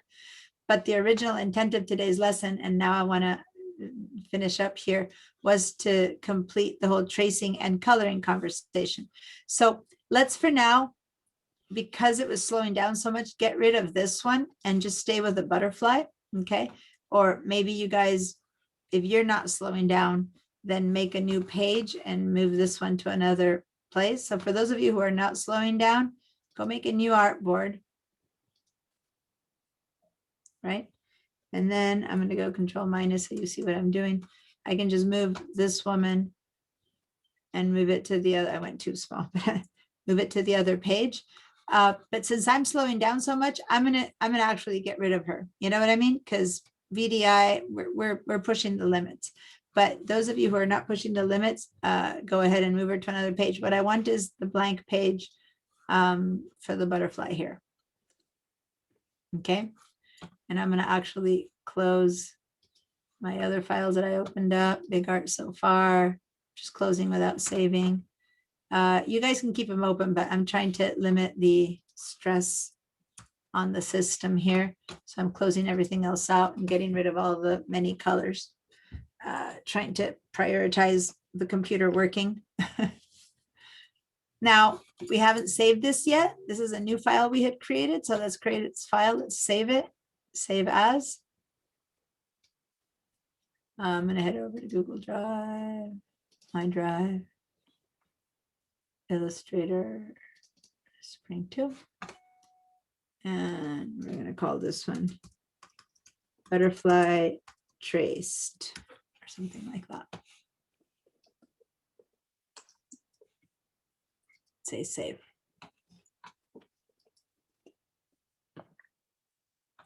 And okay.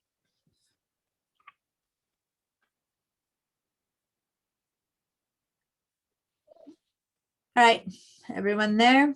If I lost you somewhere, let me know. But if I don't see any motions or yeses or nos or hands, then I'll move on. Cool. I said cool to Leland, who said yes. Okay, no one else seems to be in dire straits, so I'm going to continue. So here's our butterfly.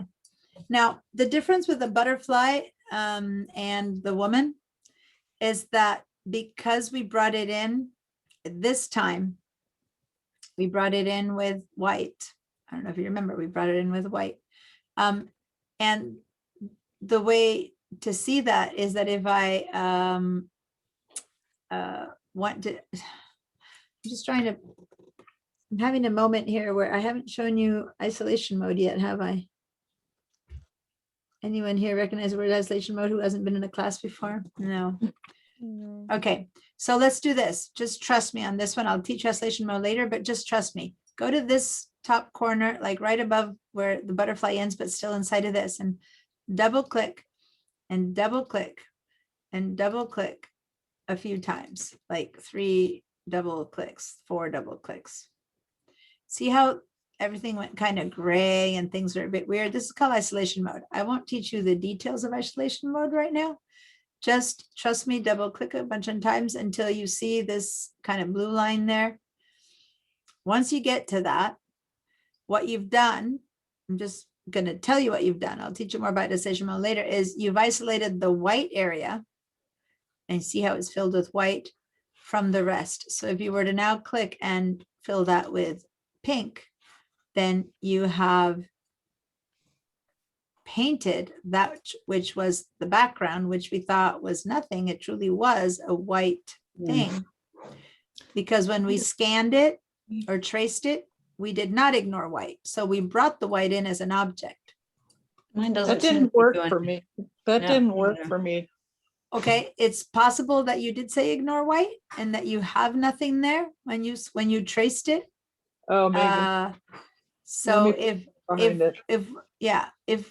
if when you double click,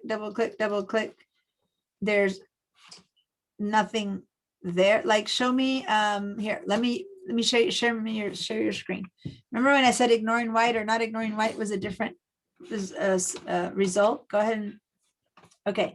So go ahead and click on that area that I was saying. You can see right now up there it says color white. So if you not on the black, but go up to the nothingness. Yeah, double click in there and double I'm click. double clicking and nothing's Yeah, happening. so you're not. So you basically said ignore white. When you say ignore white, what happens is the white is not considered a shape. It's truly transparent. In fact, here, go up to view and say show transparency. So down, keep going down. 2 more, 3, Oops, 1 more. I lost Whoops. it. Okay, you were almost there. Show transparency grid. Up Your I am. butterfly, in the trace, you clicked ignore white. So as you can see, all you have is a Okay. butterfly. So when I told you to double click, you were clicking on nothingness, right? Right. Hold that there, you guys. So I just want to make sure everyone else sees what I did. Can you go back to the view and show it again so people know how to see this? Up in the top, you have the view. And now that she's showing it, it says hide. So it goes back to that. But in reality, that's what click again on show. And that's what she really has, which is only a butterfly. Now I'm going to stop her share. I'm going to share you mine. And in mine, I'm going to actually undo this so that you don't see pink, so that it looks the same as hers used to look. But when I show you mine, I go to my view, show transparency grid. This is what I have.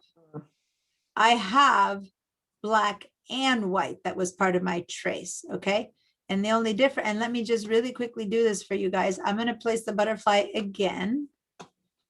I'm going to go back to the butterfly and place the butterfly one more time. Class files. And this time, when I place the butterfly, when I trace the butterfly this time. Okay, so here's the original butterfly. Okay, I'm going to go to the trace. Let me open up the trace window actually. Which one have you? I think we had chosen sketched art. Yeah. And I'm going to now say ignore white. And look at the difference. See? Yeah. Versus if I don't say ignore white, I turned it off, then it's going to retrace it and it's giving me white and it's going to have white shapes. And that's why I was able to paint them pink. So it's, if you have one or the other, it doesn't matter at this point. It's just now you know what made the difference. So I'm going to have one of each so I can show both. That way, whichever side you're in, Well, you got it. You're better off keeping the white and deleting. You have it's it- easier to fill, isn't it? It depends. It Pink the depends. color. Yeah. It depends. Yeah. Mm. Because you can also make a shape behind this really quickly and fill it with a color. So, you know, depending on your initial object, whether it's easier one way or the other. But what I'm trying to show you is that without seeing the view transparency grid, it's hard to tell. Other than when you double click here, nothing happens because there is nothing there, versus when you double click here, you end up with something that is paintable. In this case, I painted it with that, right? So now I'm going to go back to view hide transparency grid. Did you all check then your transparency grid to see which one you ended up with ignore white or with white? So here I'll have both examples, all right? So in this one, you can paint the background too, but you'd have to make a box of pink and put it underneath, right? But right now, if I want to paint the inside of this wing, I can double click, double click, double click, double click. I'm just double clicking a bunch. And then I can paint this orange, right? But this one, okay, so I'm gonna double click, double click, double click, double click. There's nothing there. But how would I paint that if I wanted to paint that? Well, I can make a little shape, right? And so I'm going to go ahead and make a shape, and I'm going to just make a very quick shape. I'm trying to think what's my quickest way without doing trace. I guess I'll just do a pencil, which isn't normally how I draw, but where's my pencil? I don't usually use the pencil, so I need to find a pencil. There it is. So I can draw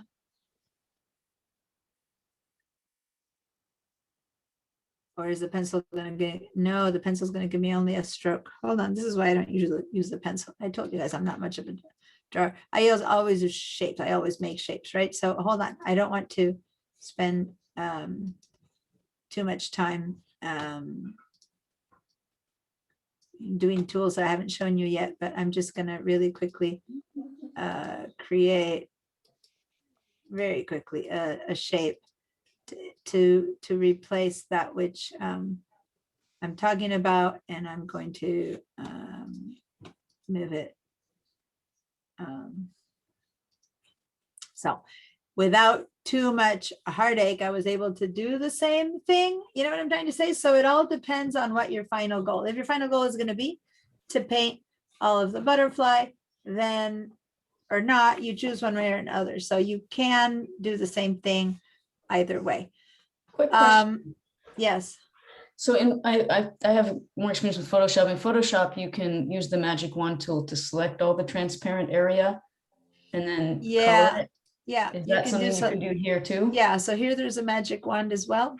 Okay. Yeah. So I could go in this one and select these areas and click. I'm selecting 2 or 3 of them. And go, or I can go in this one and I'm actually, no, see, transparency. Okay.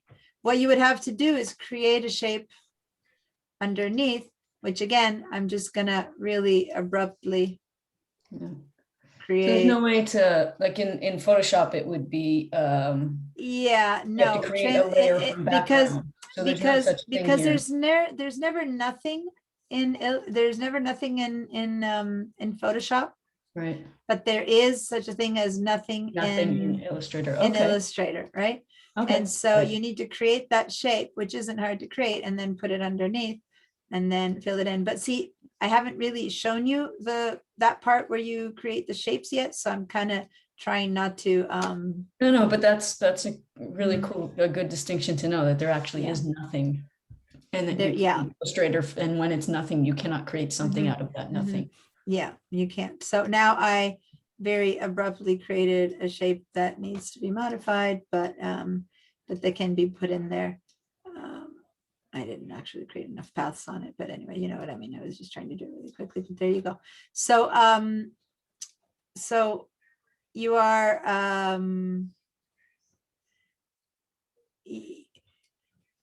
once you know how to use all the different options, you choose based on what your final desire is, if you want one or the other. So right now I can more quickly paint the background if I brought it in.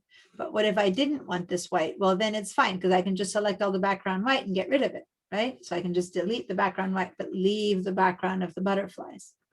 So whichever way you did it, we're going to go ahead and paint the butterfly, the black part of the butterfly now, because both of you guys have the black part of the butterfly. Okay. So now double click and select the black part of the butterfly in selection tool. In either one of the 2 butterflies, select the black part of the butterfly. And then we're going to give it a color. or a gradient or a fill. So here we have a beautiful gradient on it, right? Suddenly the fill that I originally had doesn't look so good on it. But or a pattern, but see, pattern is going to break it up here. I'm going to show you some other patterns that we can import. But over here, I'm choosing the general orange yellow fill. And over here on the left, I do the same thing. And we're going to learn about more gradients and stuff to choose gradients that we want to make. Right now, I'm just going to go with color. Oof, that is kind of an eyesore, but always trying to show things that are very obvious, which isn't my choice of final look, but that it is a choice. It's there to show you. Go once again. Something that stands out more. This is going to be ugly, but yeah, there we go.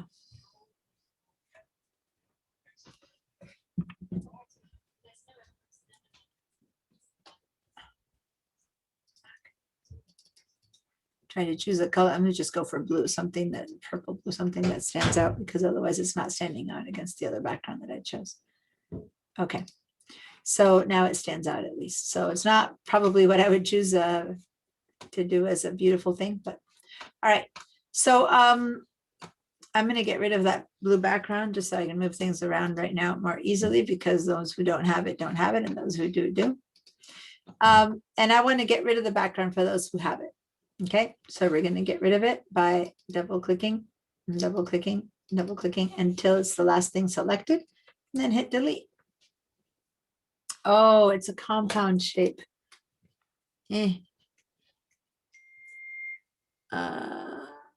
Command Z. I can't show you both samples at the same time because they're created differently. It takes two different ways to do this. And I want to finish up by creating our full butterfly. And it's going to be hard if I have to show everything in two versions. You know what I mean? So I want everyone to bring in the butterfly one way so that I can show you one way. And then if we have time, I can show you the other way. I mean, you can do it either way, but the tools we'd need to use are so different that I'm going to have us go to the second, make a new artboard. And let's bring in the butterfly again. And this time, let's bring this butterfly in, ignoring white. Okay, so that we end up with just the butterfly. So how I did that, I went down here to artboards and I clicked on this little plus sign. I got my new artboard. And now let's go bring that butterfly in again, which remember was file place, half butterfly, place, and then click and bring her in. Now, we know what kind of trace we want to do. We know, so the process took forever because I'm explaining every detail. But once you know what you want, the tracing process and all of this to get to that butterfly is quick. So did everyone bring their butterfly in on their second artboard? Maybe you had a second artboard with the woman that I told you to move, then do a third artboard. Okay, so file place the butterfly again. And now we're going to do image trace again. And what you can do is you can go over to over here and choose sketched art. Sketched art or black and white logo will give you the similar. It'll tell you, hey, it's too large. You say, okay, no problem.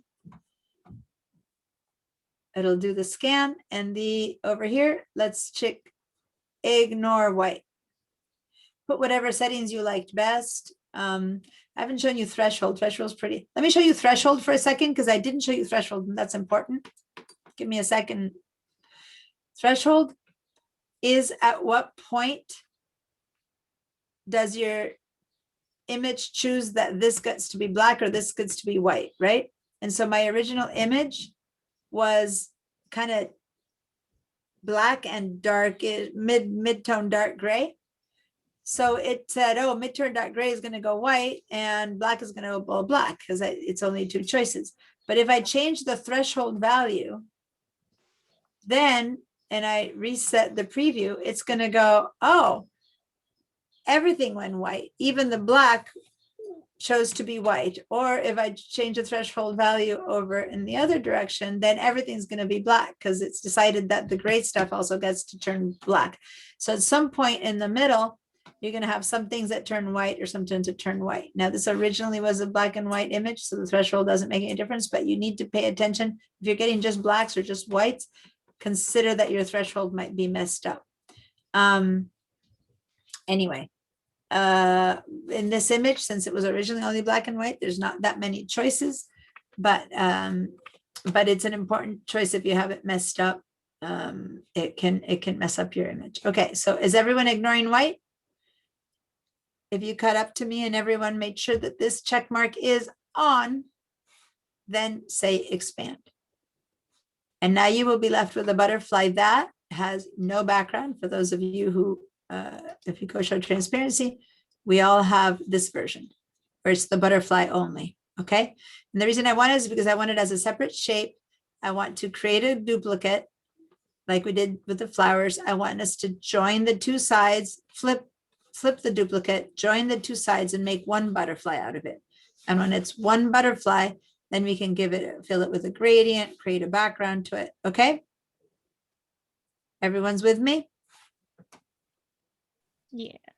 You don't need to view it this way. This was maybe to show you what we did. What we did by ignoring white is we told it, don't give me white. Make as if white is equivalent to nothing. Yeah, and I don't have the grid behind me like you do, the mask.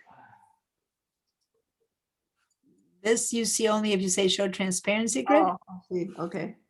Okay, and then I turned it off again. I said hide transparency grid. It's easier to work this way, but I just wanted to show you that we don't have a background now. This is purely a shape, okay? All right, so who remembers how to duplicate a shape easily? Select it, click option and drag.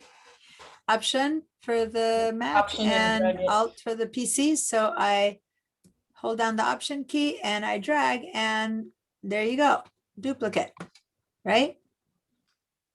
Okay, now let's all that hard work, Command or Control Z to get rid of it. Because I also taught you how to do a flip. And this butterfly is going to have to be, the duplicate is going to have to be flipped. And we can first duplicate it, then flip it, then approach it. Or we can flip and duplicate at the same time. So let's test and see if we remember how to do that. What was the tool for flipping? Command-T. So we go over here to where we see the rotate tool, and right underneath that it's reflect. Okay. Make sure first, by the way, that you had your shape selected. In case you didn't, go back and check it. And yes, I mean, technically we all have it selected. We just created it. Make sure. Then click the reflect tool, which was usually it starts as the rotate.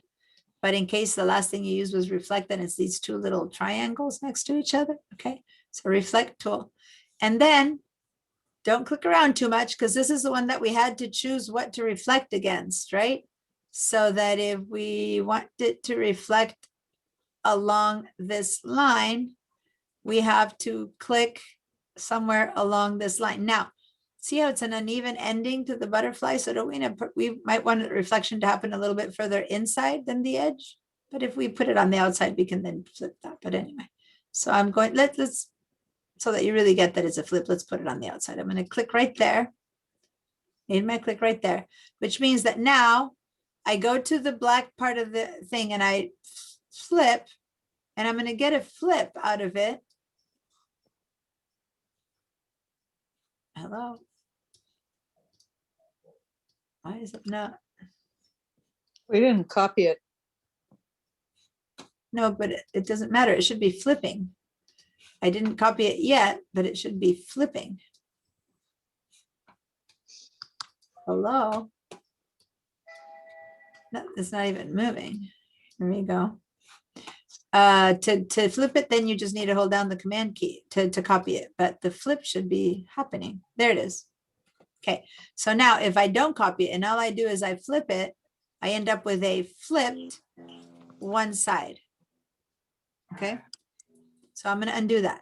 So we learned that to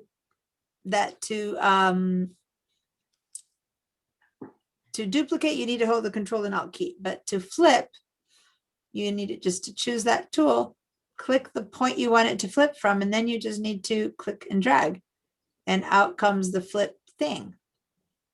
And right before you let go of your mouse, you have to hold down the Option key to get a duplicate flip. So once it's in the right position, so make sure it's not like really off, just drag it up and down. And in fact, if you're also good at piano and you want to hold the Shift key, then you for sure will get it exactly right.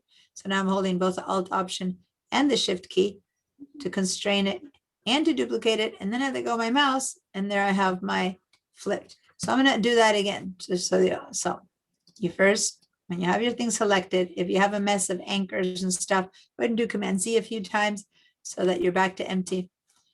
Click on the reflection tool, and first click one time here to remind it where to flip from. So I'm going to click over here one time, and now I've moved that little blue line there. Now I can grab it from some of its black part and make it flip. If I want this positioning to be easier, I'll just hold down the Shift key and it forces it to be exactly right. And then hold down the Option or Alt key to get a duplicate. Now I'm not letting go. It's like a piano. I'm holding down the Shift key and I'm holding down the Option, but the Shift key, you don't need to. You can also by hand have put it in there in the right place. So the Option key though is what's going to give me a duplicate. So hold down the Option key, get yourself a duplicate version of the same thing. And first you have to let go of what? Your mouse, right? Yeah. Then let go of your keyboard keys.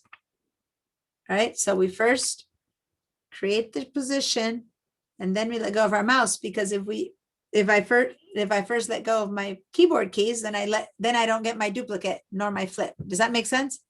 I end up with one flipped key. And then the first thing I should do is move off of this tool again, because if I stay in that tool, I'm going to end up moving this guy around and creating another flip, but I don't want. So the moment I'm done with my flip, I change my tool. So is anyone needing help with their flip and copy? Or did we all get a flip and copy? Or if you need a hand, this is the time to. Yeah, can you repeat the comment in the keyboard, please? Okay. So you select the shape, go to the flip and click on where you want the flip to happen. And then now I'm not touching the keyboard. I'm just flipping, right? Nothing on the keyboard. The keyboard is totally empty. So I move it until I have it in the right place. If I want to make it easier to have it in the right place, now for the first time ever, I put my hand on the keyboard and I hold down the Shift. And that forces it to be constrained exactly opposite. Now, if I let go, I end up with only one side of the butterfly flipped. So now I hold down the Option or Alt. It's Alt for you on VDI, Veronica. And so now I'm holding both keys, Shift and Option. And now I let go of my mouse, doink, and my piece appears, and now I can let go of my keyboard. Okay. I keep explaining it because then you understand what each key is doing. You know, the Shift is just to straighten it. So it's optional. You can straighten it by hand and not need it. But the Alt Option key is what gives you the duplicate piece. And it's your mouse that's dragging the piece around that's giving you the reflected piece. And in the PC, is it It's Alt, Shift? Alt, it's to say Alt is the only one that is called Option on the, so when I say Alt Option, it's the same key. It has two names, Option Okay. for the Mac, Alt for the keyboard. So Okay, it's thank Shift you. and Alt. For the PC, it's Shift or Alt. For the Mac, it's Shift or Option. Okay. Now I got so busy with other things that I forgot to get rid of the little noises there. See how there's a few little noisy pieces that left that now got duplicated as well. Okay, so that's easy. You can just kind of select all your, make sure not to touch the butterfly, but just kind of go around and select some of these little, oh, it's still a compound piece. Now we're going to have to separate them. You're going to have to double click to get rid of them and then get rid of them. But yeah, so for the little bits and pieces, if you don't want them to be there, you have to double click until you see just a teensy bounding box and hit the delete key. But it's so unimportant right now. I just don't worry about those little dots. Okay, so now I have truly two pieces, right? It's still not one butterfly. If I clicked and dragged it out, it's two butterfly. And remember that to join pieces, remember when we've joined two shapes? Okay, so if I have this shape and that shape, they needed to be overlapping, right? Without overlapping, it doesn't work. So if your butterflies ended up not overlapping like that, we can't use the join, the shape builder tone. So you need to have them overlapping. But if you have them overlapping over just a little bit, when you, let me just get rid of these two. If you have them overlapping just a teensy bit, like, so they're touching and they're off, like the butterfly is off kilter, then when you join them, your butterfly will stay off kilter. So first make sure that your butterfly is in the right position. And if you don't want a white line all along its back, right, then you have to have it overlap. Okay, so we're going to make sure that you put it in a position where I'm going to have it overlapping quite a bit so that I'm left with no white spaces. You just make your choice, but I'm going to overlap my two, see, so that there's no white spaces. You might like a line in the middle. I don't. So my shape, I'm going to go up close so you can see. My shapes are overlapping by quite a bit. Let me move it over a little bit more. The body is a little bit skinnier, but my shapes are overlapping a lot. All right. So it looks like it's one piece. Some people leave it overlapping much less, and it's a choice. Okay, does everyone have their butterfly two sides overlapping? All right.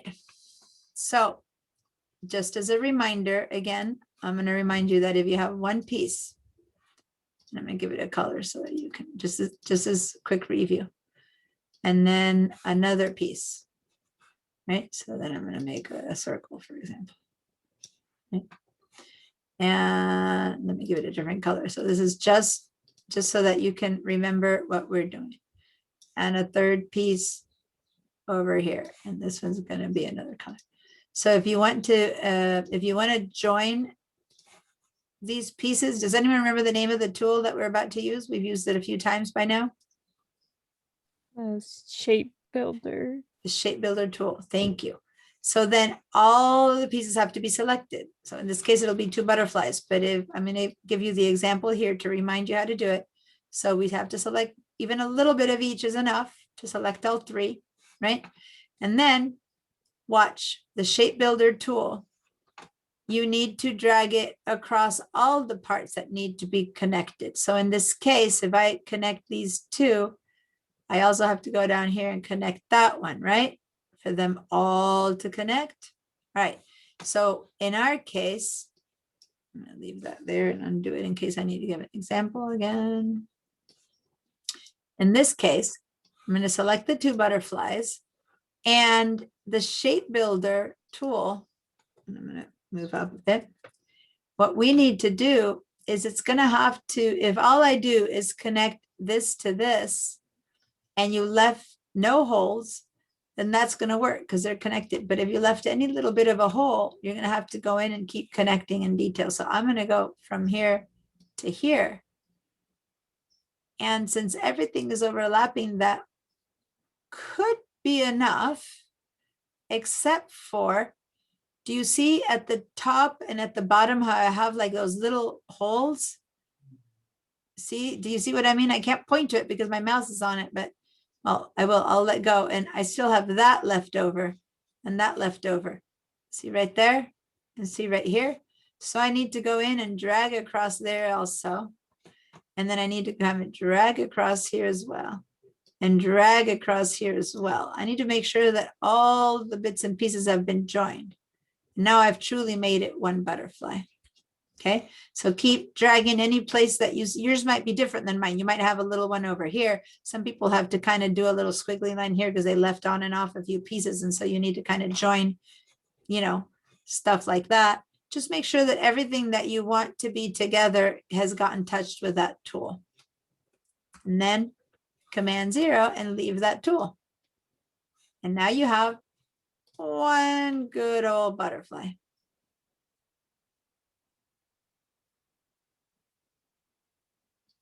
That work for everyone?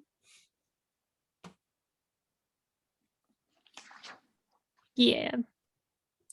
I've used this butterfly quite a bit. I try to use it on and off every other class or so, but it's just so cool. There's not that many things that you can have only half drawn and then flip and have it be the perfect, you know. So like, how many times does one draw half a bird with the wing open exactly the same or something like that? So if you have better ideas for other things that I can make a new sketch to have different ideas, but I also want to have people incorporate these other tools, you know, that we've been using, the flip, the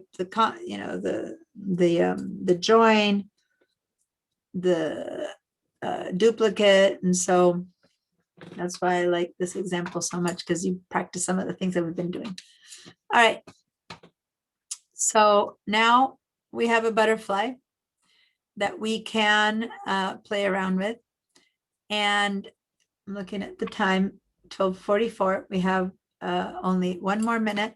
So we're not going to create new gradients today. We're just going to use existing gradients, but we can use gradients from a library. Let's just save this file because you already created it. So save, and then you can keep working with it when I'm not here.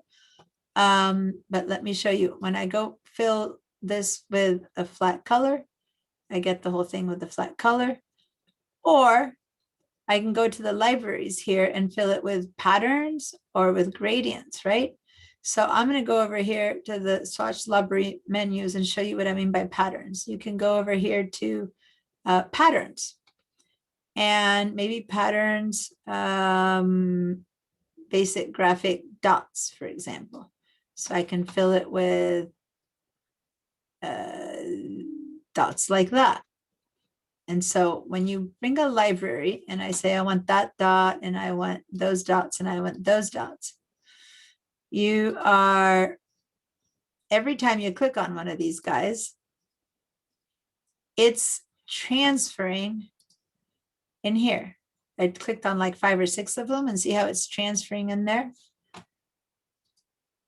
Or you can go, well, I don't want basic dots. Maybe what I want is a nature pattern. Let's see, nature foliage. I don't know. I'm going to click on that. Or I'm going to click on that. And everything that I'm clicking on, by the way, if this had a stroke, it would depend. I didn't want to stroke it, but the patterns work much better with a stroke. So let's give it a very teensy weensy stroke. I'm going to give it a 0.25 stroke, so then you begin to see better. But anyway, you can use some of these, but the point I'm trying to make right now is that these patterns, every time I click on one, I'm transferring it in. Now I have them here for future use. Now, I personally think that butterfly is too busy for these patterns. And I want to go for some gradients. I'm going to go to gradients. And maybe we choose these tones of gradients, right? So maybe I'm going to go with some bright gradients. So I'm going to go with orange or yellow or pinks. Okay. Now I'm going to go for some more complicated gradients that have color harmonies. So suddenly I have funky gradients over here, many colored gradients. Okay. Now, this color gradient works because it starts left to right. We're going to work much more with creating our own gradients and stuff like that, so you can get a better gradient for this flower. But just I was just showing you a few different ways to paint it. So I'm going to end up with one of these guys and sign off for now and let you guys play. There's so much to discover and find. Okay. And then send me your favorite butterfly. And if you do trace anything else, the woman that you've traced or the colors that you've changed in your in the big art so far that to a color that's different, go ahead and give me a couple of screenshots of that stuff and send them to me to show me your work. All right. Thank you.